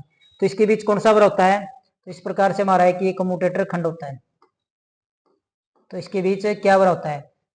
कागज, लकड़ी, माइका या उपरोक्त सभी। तो इसके अंदर हमारा क्या भरा होता है भाई? इसके अंदर भरा होता है हमारा माइका। क्या भरा होता है? माइका।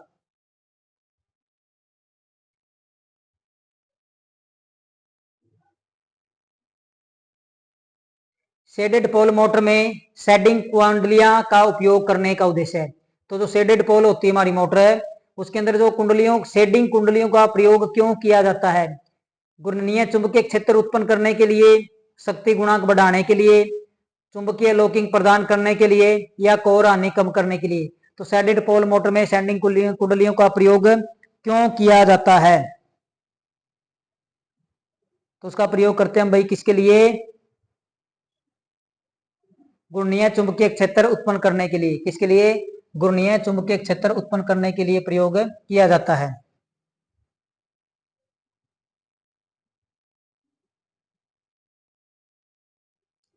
एक फेज वाली शेडेड पोल मोटर में प्राय होता है। तो एक फेज वाली शेडेड पोल मोटर में प्राय होता है उच्च स्टार्टिंग टॉर्क, निम्न शक्ति गुणांक, सिक्वरल केज रोटर, उच्च शक्ति गुणांक। तो सिंगल फेज वाली मोटर के अंदर क्या होता है भाई? शेडेड पोल में तो उसके अंदर हमारा क्या होता है? तो उसके अंदर होता है हमारा भाई स्क्विरल केज रोटर। कौन सा होता है? स्क्विरल केज रोटर होता है। कौन सा होता है? Squirrel cage rotor. नेक्स्ट है हमारे पास डीसी मशीनों में डमी क्वाइल उपयोग होती है। तो डीसी मशीनों के अंदर डमी क्वाइल का उपयोग क्यों किया जाता है? कम्यूटेशन सुधारने के लिए, दक्षता बढ़ाने के लिए, मशीन की लागत को कम करने के लिए, यांत्रिक संतुलन बनाए रखने के लिए।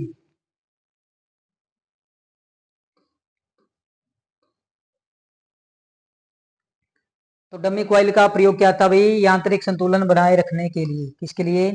यांत्रिक संतुलन बनाए रखने के लिए।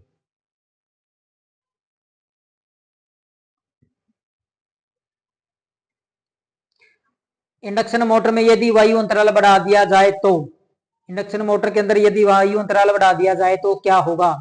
शक्ति गुणांक कम होगा, चुंबकीय धारा बढ़ जाएगी, कॉपर हानि कम होगी, ए व बी दोनों। तो इंडक्शन मोटर में अगर हम वायु अंतराल बढ़ा देंगे तो हमारा पावर फैक्टर भी कम हो जाएगा और चुंबकीय धारा भी क्या हो जाएगी? बढ़ जाएगी। Option number D.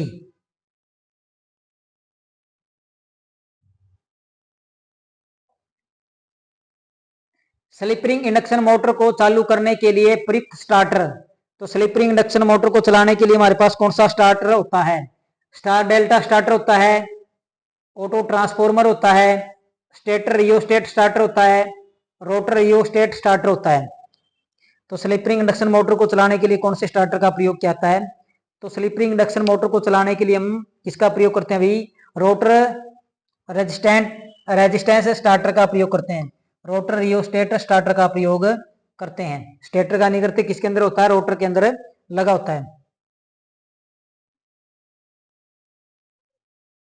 मोटर में जोगिंग ऑपरेशन भी कहलाता है। तो मोटर के अंदर जो जोगिंग ऑपरेशन होता है वो क्या कहलाता है? तो जोगिंग का मतलब जब आप मॉर्निंग वॉक में जाते हो डेली, तो उसको डेली रूटीन में चेक करना, तो उसको हम क्या बोलते हैं भाई? स्टार्टिंग बोलते हैं, क्रिम्पिंग बोलते हैं, इंचिंग बोलते हैं या ब्रेकिंग बोलते हैं। तो उसको हम क्या बोलते हैं? इचिंग बोलते हैं। जोगिंग ऑपरेशन को क्या बोला जाता है? इचिंग ऑपरेशन बोला जाता है।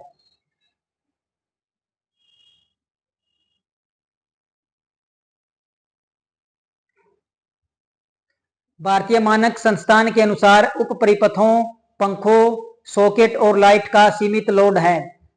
तो भारतीय मानक संस्थान BIS, bureau of Indian standard के अनुसार है उप परिपथों के पंखों, सॉकेट और लाइट का सीमित लोड होता है 200 वाट 5 बिंदु, 800 वाट 8 बिंदु, 800 वाट 10 बिंदु या इनमें से कोई नहीं। तो हमारे पास क्या होना चाहिए? अधिकतम से अधिकतम 10 बिंदु हो सकते हैं और ज्यादा से ज्यादा लोड हम कितना ले सकते हैं? 800 वाट का। तो option number C, option number C हमारा क्या भाई? राइट आंसर है, ऑप्शन नंबर सी।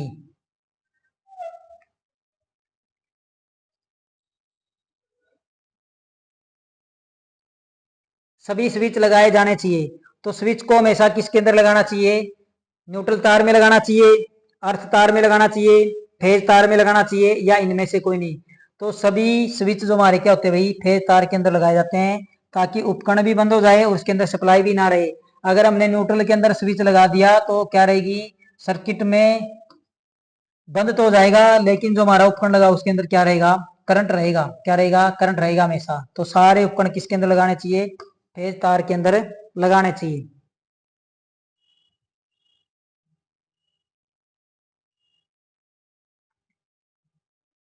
वर्कशॉप में प्रकाश व्यवस्था के लिए निम्न में से कौन सी वायरिंग उपयुक्त है? वर्कशॉप के अंदर हमने क्या करनी है? प्रकाश व्यवस्था करनी है, तो उसके लिए निम्न में से कौन सी वायरिंग अच्छी है?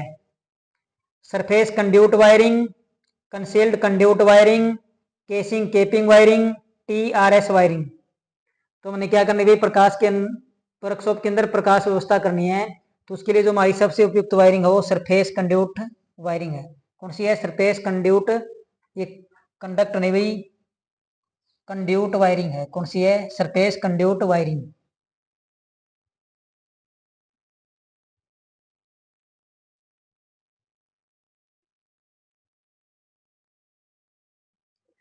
विद्युत वायरिंग स्थापना के लिए भारतीय मानकों के अनुसार 25 मिलीमीटर तक के व्यास के कंड्यूट, कितने? 25 मिलीमीटर व्यास तक के कंड्यूट के लिए सैडल की न्यूनतम मोटाई होनी चाहिए। तो हमारे पास क्या भाई? जो कंड्यूट है वो 25 mm की व्यास की है, तो उसके लिए जो सैडल प्रयोग किए जाएंगे उसकी न्यूनतम मोटाई होनी चाहिए 10 SWG, 20 SWG, 30 SWG या 50 SWG। तो उसके लिए हमारे कितनी होनी चाहिए भाई, उसके लिए होनी चाहिए हमारे पास 20 SWG। कितने? 20 SWG।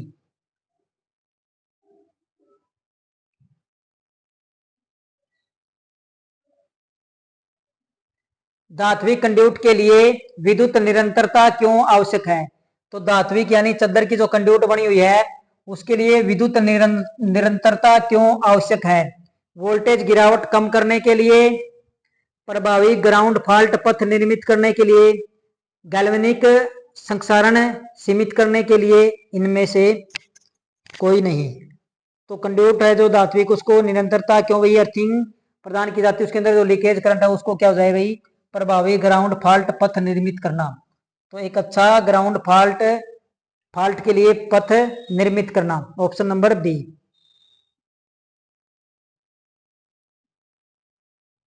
ये आगे भी हमारे मैथ के क्वेश्चन, अब कुछ क्वेश्चन इस बार हमने इस टेस्ट के अंदर मैथ के भी शामिल किए हैं, तो साथ के साथ हमको मैथ भी करवा देंगे आप बच्चों को। जो बेसिक मैथ हमारा प्रतिशत ज्ञात करना हो तो क्या किया जाता है? अगर हमें क्वेश्चन के अंदर भाई प्रतिशत पूछा हो जाए, प्रतिशत ज्ञात करना हो, किसी भी संख्या का प्रतिशत ज्ञात करना हो तो क्या किया जाता है? 100 से भाग किया जाता है, 100 से गुणा की जाती है, 100 से जोड़ किया जाता है, या उपरोक्त सभी। तो जब हमने क्या करना हो भाई, प्रतिशत ज्ञात करना हो तो 100 से गुणा की जाती है। क्या की जाती है? 100 से गुणा की जाती है। यदि प्रतिशत दिया हो, क्या?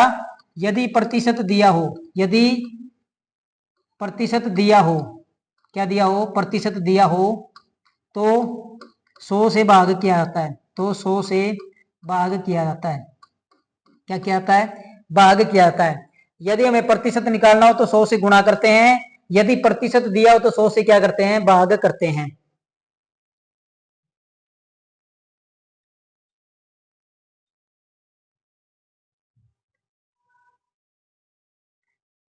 संख्या 24 120 का कितने प्रतिशत है? तो क्या पूछा भाई, संख्या 24 है जो 120 का कितने प्रतिशत है? किसका? तो का की जो होती है वो हमेशा किसमें आती है? बटे के अंदर आती है। का वाली संख्या हमेशा किसमें आती है? बटे में आती है। तो पूछा भाई जो 24 है ना वो 120 का कितने प्रतिशत है? अब 24 पूछा तो प्रतिशत क्या करना भाई? ज्ञात करना है। तो प्रतिशत ज्ञात करना तो 100 से क्या की जाती है? गुणा की जाती है। क्या की जाती है? गुणा की जाती है। तो बटे में कितना हो गया? 120। 0 से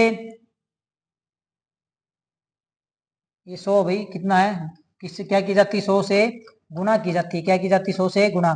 0 से 0 कैंसिल होगी, 2 से काटेंगे, 12 से काटेंगे 2 पे, तो हमारे पास कितना हो गया भाई? 20%।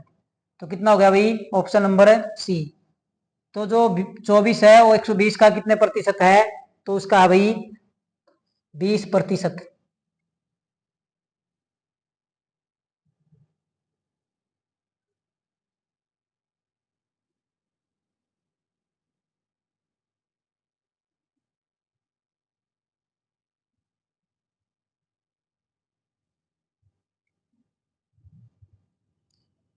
कक्षा में उत्तीर्ण होने के लिए 40% अंक लाना अनिवार्य है।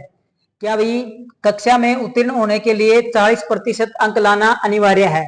एक छात्र को 32 अंक मिले, क्या मिले? एक छात्र को 32 अंक मिले और वह 24 अंकों से फेल हो गया, तो परीक्षा का पूर्णांक होगा। कितने अंकों से फेल होगा भाई? 24 अंकों के। तो आपने एक चीज याद रखनी है, पास फेल, क्या? पास फेल, आर जीत, क्या? आर जीत, कम ज्यादा, कम अधिक, क्या? कम अधिक। तो ये क्या बताते हैं भाई हमें? ये हमेशा अंतर बताते हैं। ये हमेशा हमेशा अंतर बताते हैं। क्या बताते हैं? ये हमेशा अंतर बताते हैं।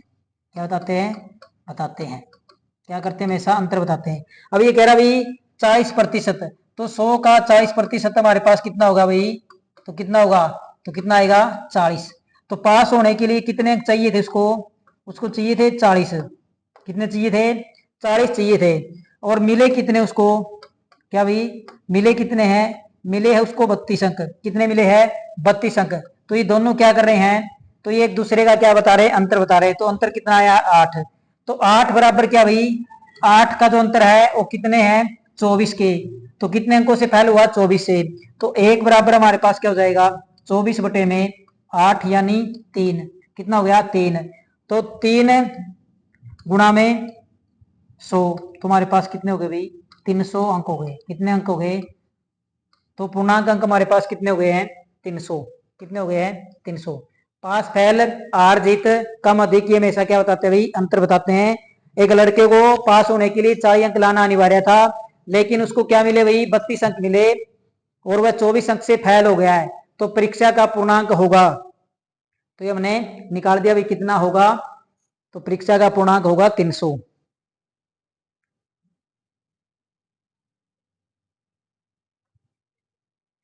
आगे भाई रमन की सैलरी 50% कम हो गई है।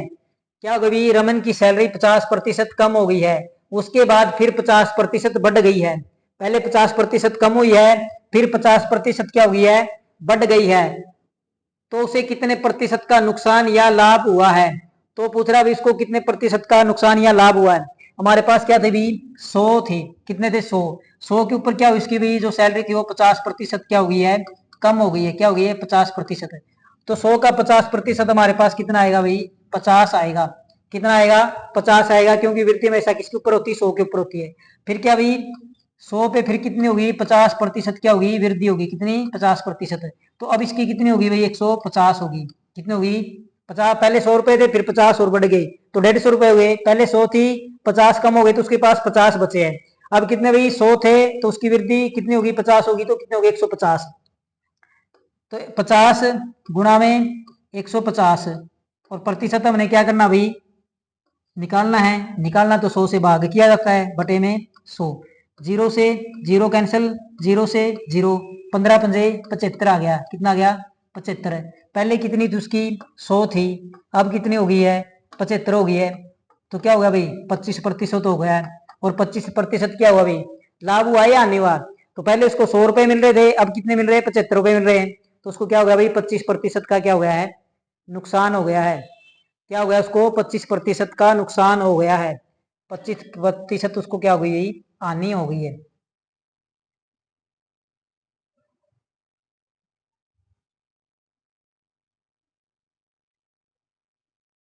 2:5, 3:4, 5:6, 9:10 है तो सबसे बड़ा अनुपात होगा। तो अनुपात का मतलब क्या होता है हमारे पास, जैसे 2:3 है तो इसको हम कैसे लिखते हैं भाई 2/3। तो यहां से इसको पहले ऐसे लिखो भाई 2/5 अनुपात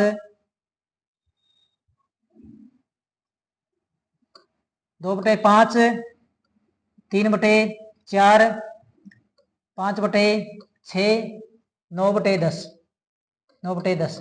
तो ये ऊपर वाला हमारे पास क्या होता है भाई हर होता है। क्या होता है हर होता है। ये हमारे पास क्या होता है अंश होता है। क्या होता है ऊपर वाला हमारे पास क्या होता है भाई हर होता है और नीचे वाला हमारे पास क्या होता है।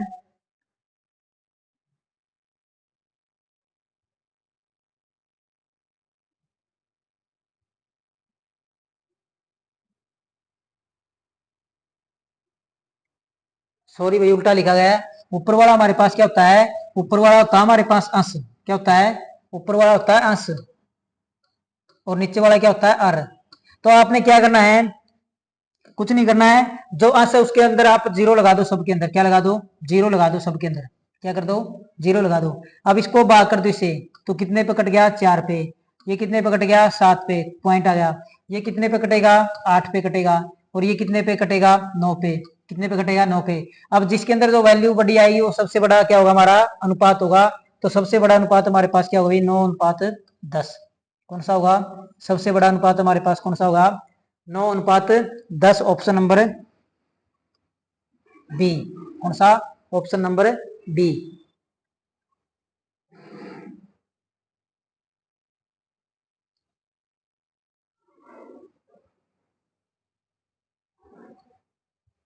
एक त्रिभुज के कोणों का अनुपात 2:3:5 है तो सबसे बड़ा अनुपात होगा। तो सबसे बड़ा अनुपात होगा तो कितने अनुपात हमारे पास है पहला दूसरा और तीसरा 3 अनुपात है। तो पहला कितना है 2 3 और ये हमारे पास कितना है 5। और एक त्रिभुज के कोणों का टोटल योग कितना होता है हमारे पास, तीनों कोणों का योग होता है भाई 180। कितना होता है 180 डिग्री होता है। तो यहां से हमारा इनका जोड़ कितना हो गया भाई 5 और 5 10a। कितना हो गया 10a बराबर कितना है 180 है। तो a बराबर हमारे पास कितना हो जाएगा 180 बटे में 10। तो कितना अनुपात है 18। तो किसका पूछा भाई सबसे बड़े का, तो सबसे बड़ा अनुपात कौन सा है 5। तो इसको 5 से आप करो गुणा, तो कितना होगा भाई 18 पंजे 90। अगर छोटा पूछे तो कितना होगा भाई 18 गुणा में 2 36। तीसरा पूछे भाई 18 गुणा में 3 तो कितना हो गया 54। 54 और 36 90, 90 90 180। तो सबसे बड़ा हमारे पास कौन सा होगा भाई, कितने का आएगा 90 डिग्री का। कितने का आएगा 90 डिग्री का आएगा।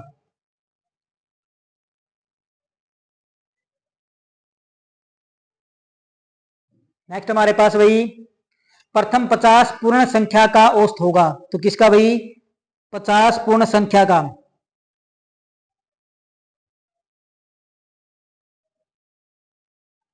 तुम्हारे पास क्या होती है भाई, एक होती है प्राकृत संख्या, फिर होती है भाई पूर्ण संख्या, फिर होती है सम संख्या, फिर होती है विषम संख्या, और फिर होता है हमारे पास क्या भाई गुणज। तुम्हारे पास क्या होती है, तो आपने ये याद रखना है भाई क्या 4 चीजें या 5 चीजें हैं। प्राकृत संख्या, तो प्राकृत संख्या हमारी क्या होती है भाई, तो प्राकृत संख्या होती है हमारी 1 2 3 4 आगे जितनी भी है 99। दूसरा क्या होती है भाई पूर्ण संख्या, कौन सी पूर्ण संख्या, क्या भाई पूर्ण संख्या। तो पूर्ण संख्या हमारी शुरू होती है 0 1 2 3 50। फिर होती है हमारे पास सम संख्या, कौन सी होती है भाई सम संख्या, कौन सी सम संख्या, कौन सी सम संख्या। तो सम संख्या हमारे पास होती है 2 4 6 8 50। फिर हमारे पास होती है विषम संख्या, कौन सी होती है विषम संख्या। तो विषम संख्या हमारे पास क्या होती है भाई 1 3 5 इस प्रकार से। फिर हमारे पास होता है भाई गुणज, क्या होता है गुणज। गुणज हमारे पास क्या होता है भाई 9 18 27 36 ऐसे। तो अब हमसे पूछा भाई प्रथम 50 पूर्ण संख्या का औसत, किसका भाई प्रथम 50 पूर्ण संख्या का औसत। तो हमारे पास जो पूर्ण संख्या है वो किससे शुरू होती है, हमारे पास 0 से शुरू होती है। तो 0 से होगी हमारे पास, तो औसत निकालते हैं। तो औसत हमारे पास होता भाई पहला और लास्ट, पहला और लास्ट फर्स्ट प्लस लास्ट बटे में 2। तो हमारे पास पहली संख्या कितनी भाई 0 है, तो 0। अब उन्हें 50 बतानी मैंने भाई 50, तो 50 तक पहुंचेंगे तो हमारी कितनी हो जाएगी, क्या संख्या हो जाएगी 0 से 49 तक हमारी कितनी हो जाएगी भाई पहली 50 संख्या हो जाएगी। कितनी हो जाएगी 50 संख्या, तो प्लस में 49 बटे में 2। तो बराबर में कितना आ गया भाई 49 बटे में 2, यानी कितना आ गया भाई 24.5 आ गया। कितना आ गया 24.5 आ गया। Option number A. ये 25 हमारा कब होता, अगर हमसे पूछता भाई प्रथम 50 प्राकृत संख्या का अनुपात, तो हमारे पास क्या हो जाता भाई, तुम्हारे पास ये हो जाता, तुम्हारा राइट आंसर क्या हो गया भाई ऑप्शन नंबर ए।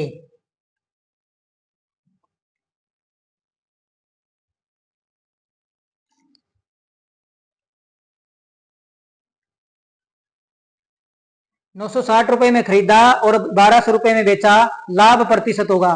तो ये हमारे भाई लाभ और हानि का क्वेश्चन आ गया है। तो इसके अंदर हमारी 3 से 4 चीजें आपको याद रखनी पड़ेगी भाई लाभ और हानि के अंदर। तो एक तो होता है हमारे पास क्रय मूल्य, क्या होता है क्रय मूल्य। क्रय मूल्य को हम क्या बोलते हैं भाई कॉस्ट प्राइस, क्या बोलते हैं क्रय मूल्य, क्या होता है कॉस्ट प्राइस। दूसरा हमारे पास होता है विक्रय मूल्य, क्या होता है विक्रय मूल्य यानी सेलिंग प्राइस।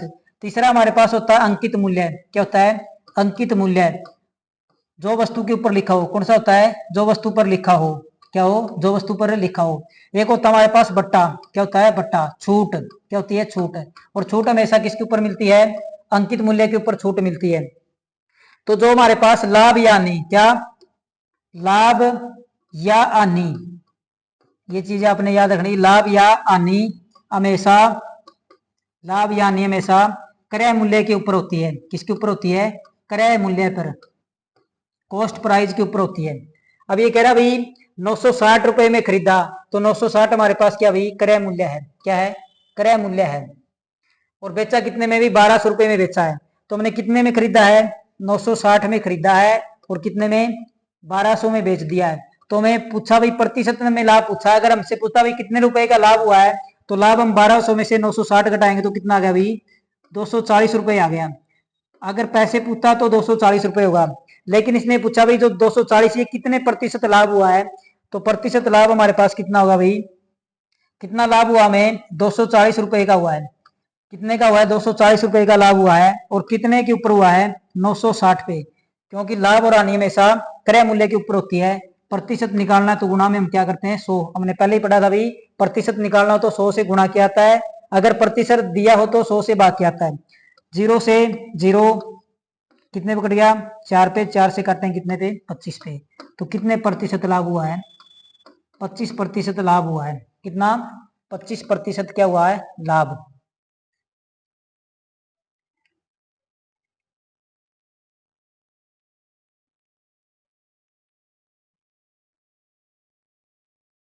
ये क्वेश्चन और है लाभ हानि का। किसी वस्तु को 72 रुपए में बेचा है तो 20% लाभ हुआ है, इसका क्रय मूल्य क्या होगा भाई।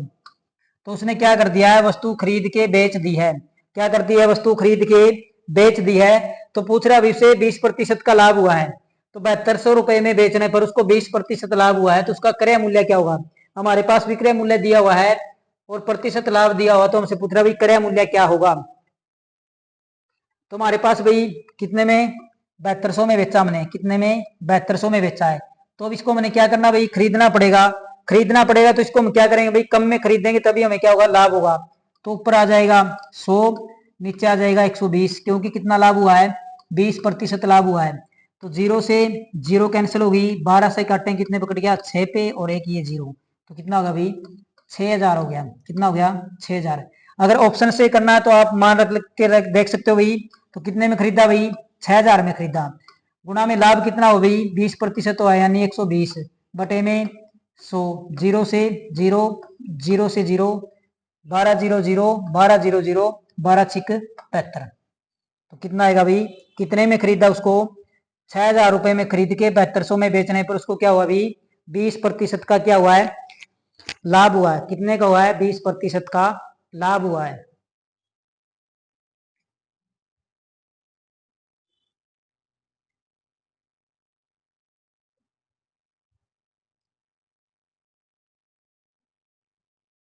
ए बी तथा सी ने क्रमशः 22,000, 23,000 और 24,000 रुपए लगाकर व्यापार किया है। यदि वर्ष के अंत में 2,070 रुपए का लाभ हुआ है तो उसी का लाभ, तो यहां से भी किसी एक का लिख लेते हैं हम, तो हुआ तो सी, तो ये क्या भाई सी का लाभ होगा। सी को कितना फायदा हुआ, तो हमारे पास ही क्या भाई 3 साझेदार है, कौन कौन है ए है बी है और सी है। तो इन्होंने क्या किया भाई 22,000 रुपए, कितने 22,000, 23,000 और 24,000 रुपए लगाकर एक व्यापार आरंभ किया था। कितने का, तो तीनों की 3 जीरो कैंसिल होगी, कितनी होगी 3 जीरो, तो तीनों ने मिलके व्यापार किया था, तो तीनों को भाई 22 और 23, 45 और 24 क्या हो गए भाई 69 हो गए। कितने हो गए 69, तो टोटल कितने हो गए भाई 69 हो गए। तो इनको लास्ट में कितने का लाभ हुआ है 20,070 रुपए का लाभ हुआ है। तो 69 लाभ बराबर में कितने 20,070 है, तो ए बराबर क्या हो जाएगा भाई 20,70 बटे में 69, तो इसको काटें तो हमारे पास 3 पे गया, कितने पे गया 3 पे, फिर कितने बच गई भाई 0 0, तो कितना होगा भाई 300 पे कट गया हमारे पास, ये कितने के ऊपर कट गया है 300 के ऊपर। तो ए बराबर कितना आ गया भाई 300 आ गया है। तो किसका लाभ पूछा भाई सी का, तो सी का अनुपात कितना भाई 24 है, तो 24 गुणा में 300 बराबर कितना 24 दूनी 48, 24 तीय 72, कितने रुपए हो गया 7200। अगर पूछे बी का भाई तो 23 दूनी 6, 23 तीय 6900 रुपए आगे बी के, कितने आगे 6900 रुपए आगे बी के।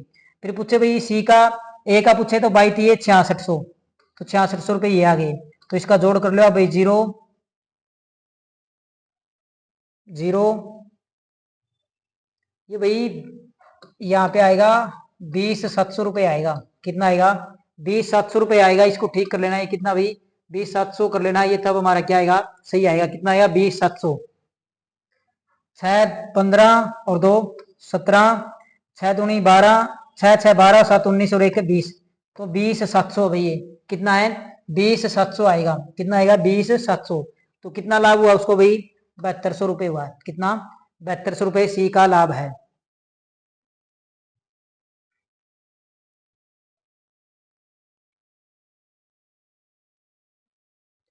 ये हमारे पास भाई ब्याज का क्वेश्चन आ गया है।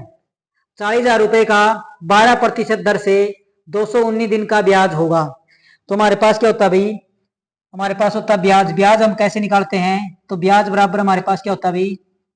मूलधन गुणा में दर गुणा में समय, और बटे में क्या होता है हमारे पास? 100। क्या होता है? 100। यहां से हम सारी चीजें निकाल सकते हैं भाई। अगर हमें मूलधन निकालना हो, क्या करना हो? मूलधन निकालना तो आपने कुछ नहीं करना भाई। ब्याज गुणा में 100 बटे में दर गुणा में समय। यदि आपको क्या निकालनी हो? दर निकालनी हो, तो दर निकालोगे तो आपका क्या हो जाएगा भाई? ब्याज गुणा में 100 बटे में मूलधन गुणा में समय। मूलधन गुणा में समय।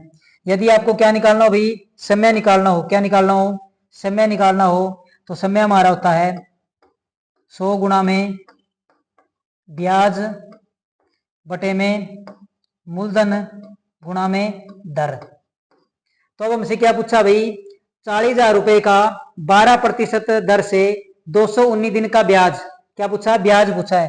तो ब्याज निकालने का फॉर्मूला हमारे पास ये रहा। क्या भाई? मूलधन कितना भाई? 40,000 रुपए। कितना है? 40,000 रुपए मूलधन है। कितना मूलधन है? मूलधन हमारे पास है कितना? 40,000। गुणा में दर कितनी है? 12% है। गुणा में दिन कितने हैं? 219 है। तो एक साल में कितने दिन होते हैं? 365 है। तो इसको क्या भाई? 365 से भाग किया जाएगा। और दर कितनी? 12%। तो इसके बटे में क्या आ जाएगा? 100 आ जाएगा। तो 2 जीरो से 2 जीरो कैंसिल होगी। 219 दूनी, तो हमारे पास कितने पे कट गया भाई? 3 पे काटे तो कितने पे कट जाए हमारे पास? ये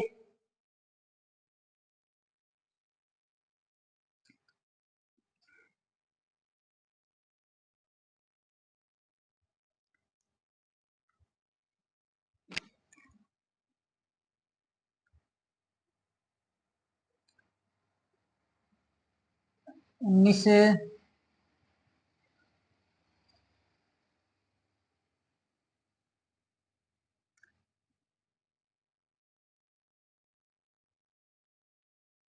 13 पे काटे तो कितने भाई? 13 दूनी 26। 10 बच गए। 91।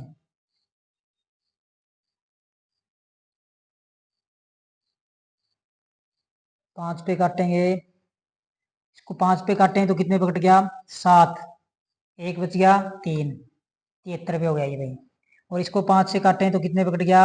8। 80 पे कट गया ये भाई। अब इसको काटें भाई। 73 को 3 से करें, 3 तिये 9, 7 तिये 21 और 1 22, 229। नहीं भाई, 7 तिये 21, 219। तो ये कितने पे कट गया? 3 पे। तो ये हमारे पास कितना हो गया भाई? 8 तिये 24, 240 गुणा में 12, 12 जीरो जीरो, 12 चौक 48, 4 12 दूनी 24 और 4 28। तो हमारे पास कितना भाई? 2880 रुपये ब्याज हो गया। कितना हो गया? 2880 रुपये ब्याज हो गया। कितना? इनमें से कोई नहीं। ऑप्शन नंबर डी, इनमें से कोई नहीं। तो ये हमारे पास कितना होगा भाई? 2880 रुपये।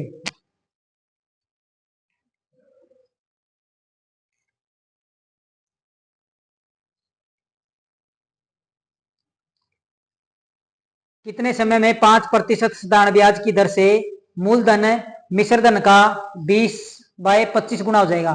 तो मैं क्या भाई? मूलधन और मिश्रधन दिया हुआ है, 5% की दर दे रखी है, और हमसे क्या पूछा भाई समय, तो समय बराबर हमारे पास क्या हो जाएगा भाई, तो समय बराबर हमारे पास होता है 100 गुणा में ब्याज बटे में मूलधन गुणा में दर।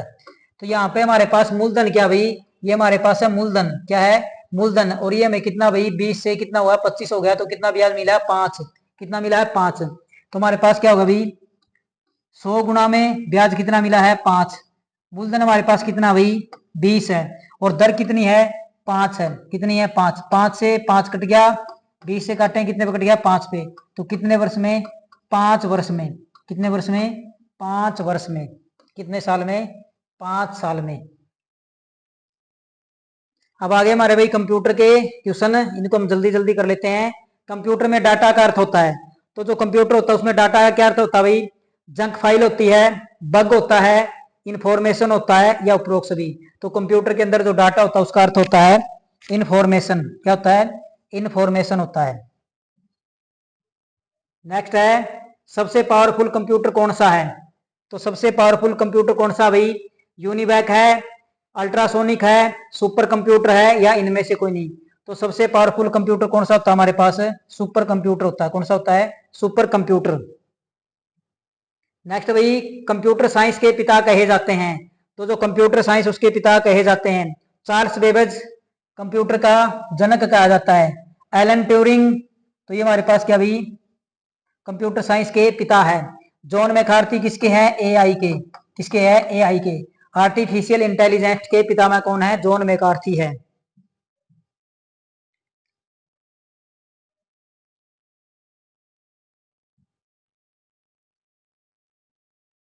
नेक्स्ट भाई कंप्यूटर की मुख्य मेमोरी होती है रैम, रोम, ए व बी दोनों, इनमें से कोई नहीं। तो कंप्यूटर की जो मुख्य मेमोरी होती है हमारे पास कौन सी होती है, रैम व ROM. Random access memory, random read only memory, random access memory, read only memory, दोनों ही कंप्यूटर की मुख्य मेमोरी होती है। प्रिंटर की क्वालिटी मापने के लिए किसका प्रयोग किया जाता है, तो प्रिंटर की जो क्वालिटी चेक करते हैं हम उसको मापने के लिए किसका प्रयोग किया जाता है, वाईफाई का, डीपीआई का, रोम का, रैम का। तो वाईफाई की फुल फॉर्म क्या होती है, वायरलेस फिडेलिटी, और इसका जो प्रिंटर की क्वालिटी मापी जाती है वो डीपीआई में मापी जाती है, डॉट पर इंच के अंदर। किसके अंदर है, डॉट पर इंच के अंदर। जो मेगा पिक्सल होते हैं हम देखते हैं कैमरे को ऐसे कर करके देखते ना, तो क्या होती है डीपीआई, डॉट पर इंच के अंदर इसकी क्वालिटी को मापा जाता है। नेक्स्ट है कंप्यूटर में जंक ईमेल को कहा जाता है, जो कंप्यूटर के अंदर जंक ईमेल आ जाती है उसको क्या कहा जाता है, प्रोग्राम कहा जाता है, बिट कहा जाता है, स्पैम कहा जाता है, या उपरोक्त सभी। तो उसको हम क्या बोलते हैं भाई, उसको बोलते हैं हम स्पैम, क्या बोलते हैं स्पैम बोलते हैं, जंक फाइल को क्या बोलते हैं स्पैम। नेक्स्ट है सॉफ्टवेयर का अन्य नाम से जाना जाता है, तो सॉफ्टवेयर को अन्य किस नाम से जाना जाता है, इंफॉर्मेशन, प्रोग्राम, फॉर्मूला, इनमें से कोई नहीं। तो सॉफ्टवेयर को अन्य नाम से जाना जाता है वो हमारे पास क्या होता है भाई, इंफॉर्मेशन होती है। क्या होती है, इंफॉर्मेशन।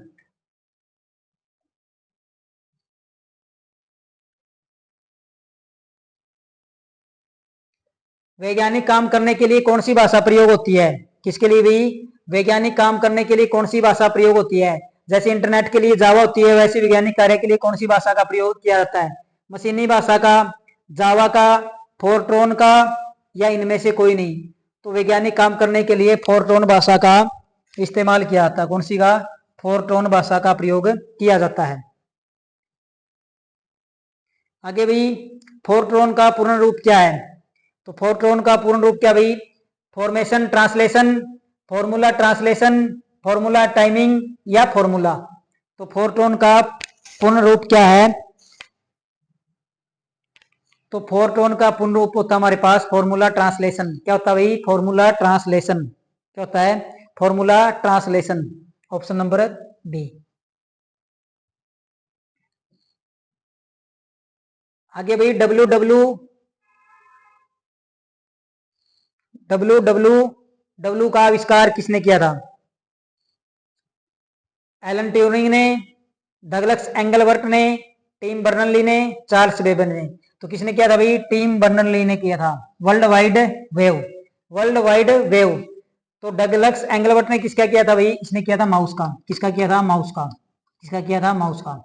और ये दो हमने पहले पढ़ लिया, एलन ट्यूरिंग और चार्ल्स बेबेज। इसने किसने किया था भाई? कंप्यूटर साइंस के पिता, और ये कंप्यूटर के पिता। ये आगे भी हमारे हरियाणा जीके के क्वेश्चन, काफी इंपॉर्टेंट क्वेश्चन है, तो पेपर में आपको देखने को जरूर मिलेंगे। समरू बेगम का महल कहां पर है? हिसार, अंबाला, रोहतक, गुरुग्राम। तो क्या बताना भाई, समरू बेगम का महल कहां पर स्थित है? तो समरू बेगम का महल हरियाणा के अंदर गुरुग्राम के अंदर स्थित है। किसके अंदर स्थित है भाई? गुरुग्राम के अंदर स्थित है। नेक्स्ट भी, अक्षुद्र किसकी सहायक नदी है? जो अक्षुद्र नदी हो किसकी सहायक नदी है? यमुना की है, घग्गर की है,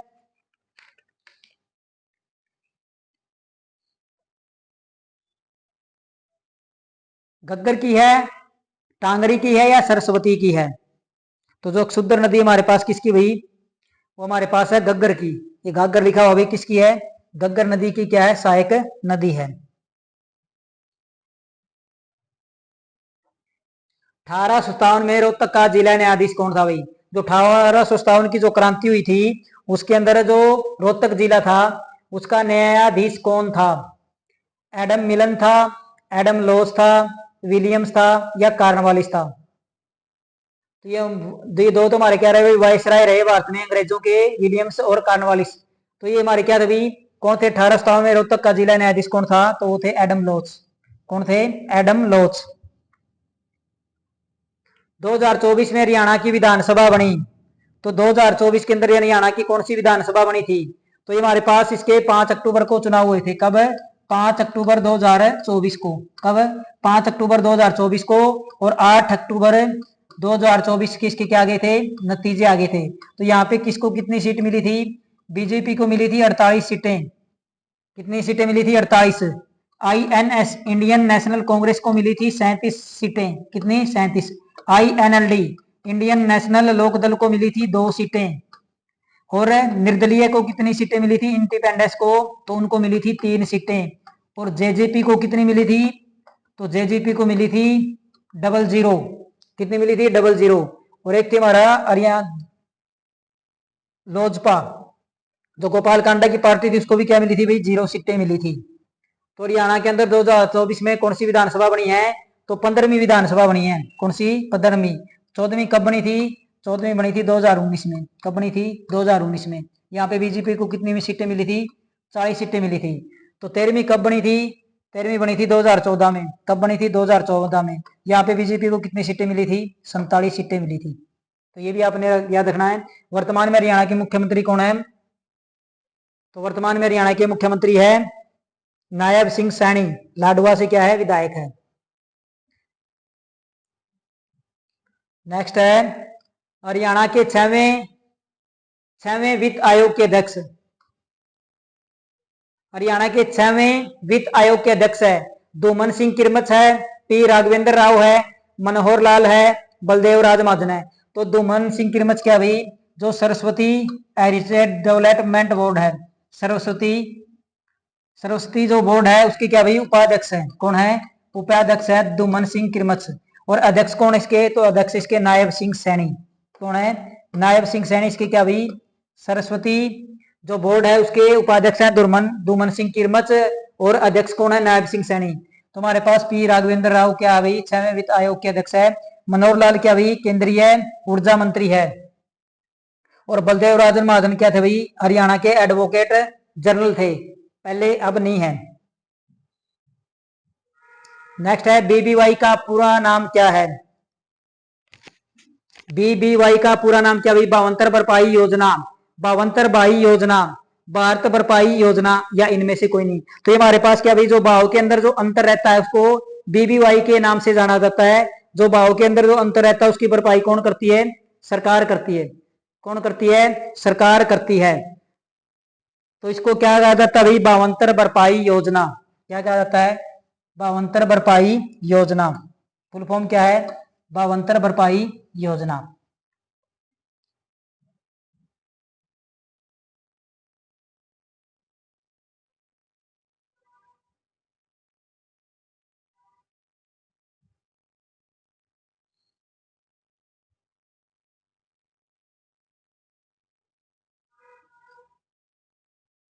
यमुना नदी के तट पर खुदाई करते समय शिवलिंग व नंदी की वह भैया यमुना नदी के तट पर खुदाई करते समय शिवलिंग व नंदी की 1000 साल पुरानी मूर्तियां मिली है। तो वह कहां पे मिली भाई? बापोली में मिली है, फरीदपुर में मिली है, खुबड़ू में मिली, या इनमें से कोई नहीं? तो कहां पे मिली है 1000 साल पुरानी? नंदी की व शिवलिंग की 1000 साल पुरानी मूर्तियां मिली है। तो हमारे कहां पे मिली भाई? वो मिली हमारे फरीदपुर में। कहां पर? फरीदपुर में। और फरीदपुर कौन से जिले का गांव? ये करनाल जिले का गांव। कौन से का है? करनाल जिले का गांव है। बपौली में क्या भाई? तेल रिफाइनरी है। खुबड़ू क्या भाई? खुंबी उत्पादन में प्रथम स्थान है खुबड़ू का।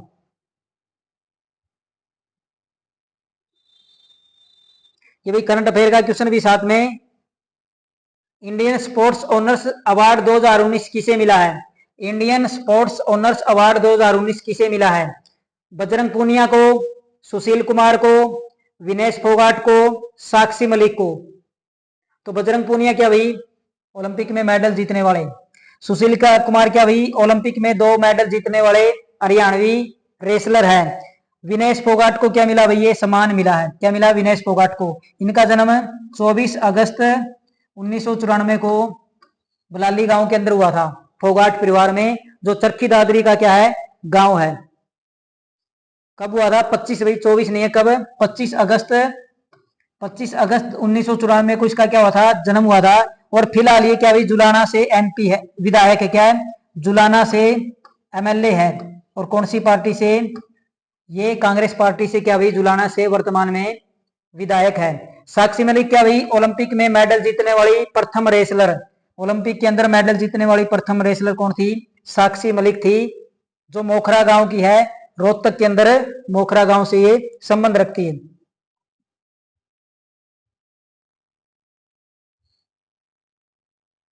जोगिंदर शर्मा आधुनिक हरियाणा के साहित्य लिखते थे। तो जो जोगिंदर शर्मा था वो हरियाणा का साहित्य किन किन भाषाओं के अंदर लिखता था? उर्दू में लिखता था, हिंदी में लिखता था, पंजाबी में लिखता था, या सभी भाषाओं के अंदर लिखता था? तो जो जोगिंदर शर्मा था वो क्या भाई? इन तीनों ही भाषा में हरियाणा का साहित्य लिखते थे। किसमें? तीनों में ही हरियाणा का क्या लिखते थे? साहित्य लिखते थे।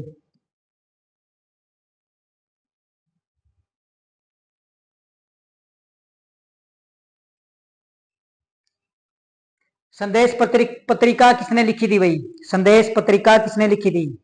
जगत जाखड़ ने, छोटू राम ने, अनूप चंद अहमद ने, पंडित नेकीराम शर्मा ने।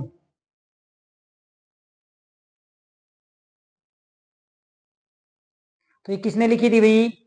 ये लिखी थी पंडित नेकीराम शर्मा ने। किसने लिखी थी? पंडित नेकीराम शर्मा ने। और कब लिखी थी? 1922-23 में। कब लिखी थी? 1922-23 में ये संदेश पत्रिका लिखी थी। ये भी क्या भाई? जगत जाखड़ फिल्म निर्देशक है। क्या भाई? ये फिल्म निर्देशक है। कौन है? जगत जाखड़। छोटू राम क्या भाई? गरीबों के मसीहा है। क्या भाई? गरीबों के मसीहा कौन थे? छोटू राम। और ये कहां से लिखा गया था भाई? संदेश पत्रिका ये साप्ताहिक पत्रिका थी, भिवानी से इसको लिखा गया था। और इनका जन्म पूछे भाई कब हुआ था? तो 23 मार्च 1896 को इनका जन्म हुआ था। किसका? नेकीराम शर्मा का 23 मार्च 1896 को क्या होता भाई? जन्म हुआ था। 23 मार्च 1896। और ये कौन से जिले से संबंध रखते थे भाई? भिवानी जिले से ये संबंध रखते थे।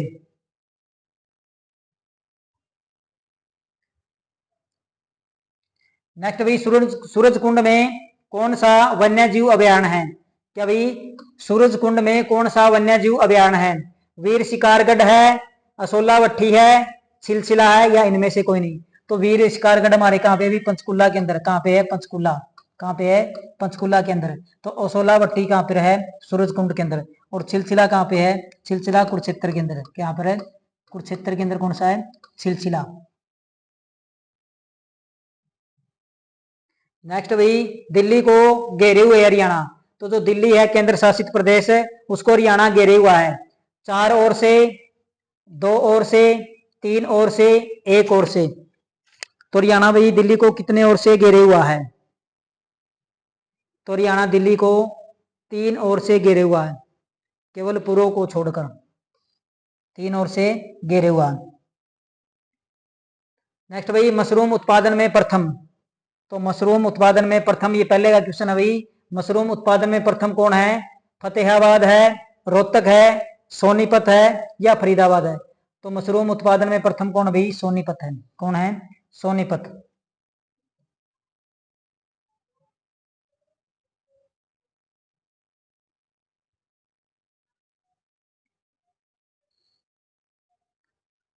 जाट गजट अखबार शुरू हुआ था, तो जाट गजट अखबार कब शुरू हुआ था भाई? 1914 में, 1885 में, 1916 में, 1945 में।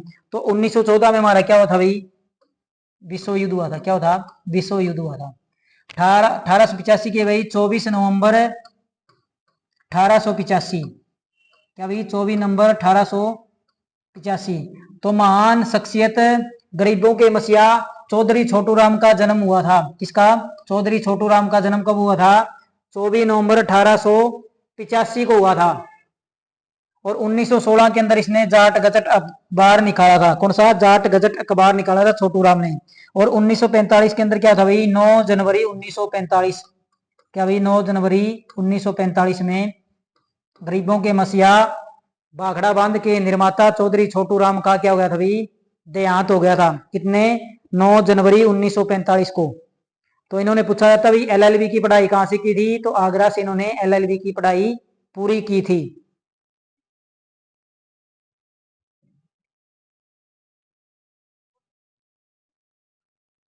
ये आगे हमारे भाई एक दो पॉलिटी के क्वेश्चन भी शामिल किए हैं।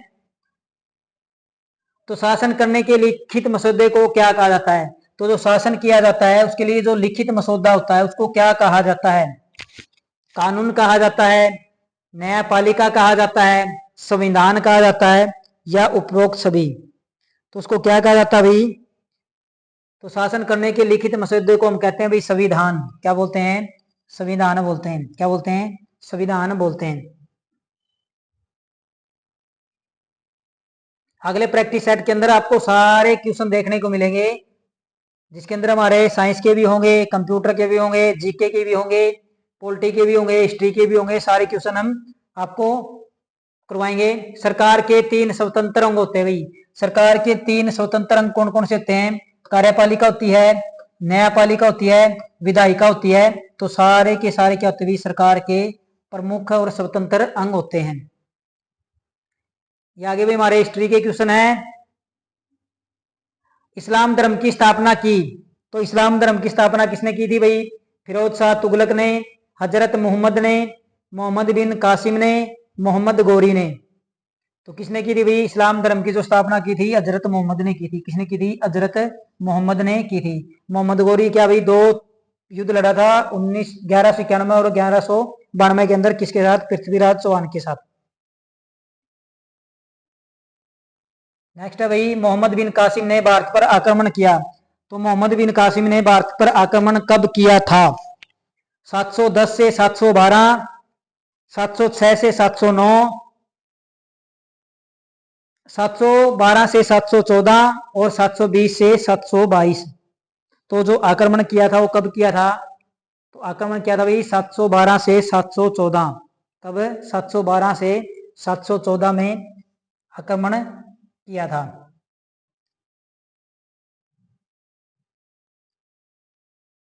भारत में जजिया लगाने वाला प्रथम मुसलमान कौन था भाई? तो भारत के अंदर जजिया लगाने वाला प्रथम मुसलमान कौन था? मोहम्मद गोरी था, कुतुबुद्दीन ऐबक था, मोहम्मद बिन कासिम था, हजरत मोहम्मद था। तो भारत में जजिया लगाने वाला प्रथम मुसलमान था भाई मोहम्मद बिन कासिम। कौन था? मोहम्मद बिन कासिम था भारत में प्रथम जजिया लगाने वाला मुसलमान।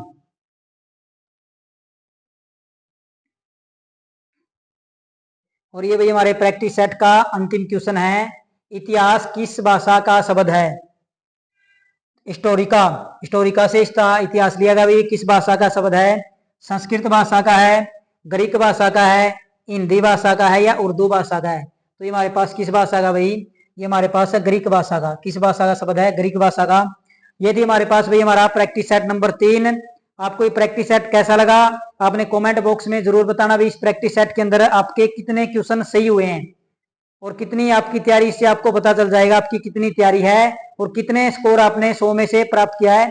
और कमेंट बॉक्स में जरूर बताना। अगर इसके अंदर कोई कमी रही इस प्रैक्टिस सेट के अंदर तो आप हमें जरूर सुझाव दे सकते हो, ताकि जब भी हम आगे और प्रैक्टिस सेट बनाएं तो उस कमी को दूर करके आपको और अच्छी तरह से ये प्रैक्टिस सेट प्रोवाइड करवाएं। अगर आपको अच्छे प्रकार से समझ में आया तो आप हमारे चैनल को ज़्यादा से ज़्यादा लाइक, शेयर और सब्सक्राइब करना। धन्यवाद, हमारे साथ जुड़े रहना।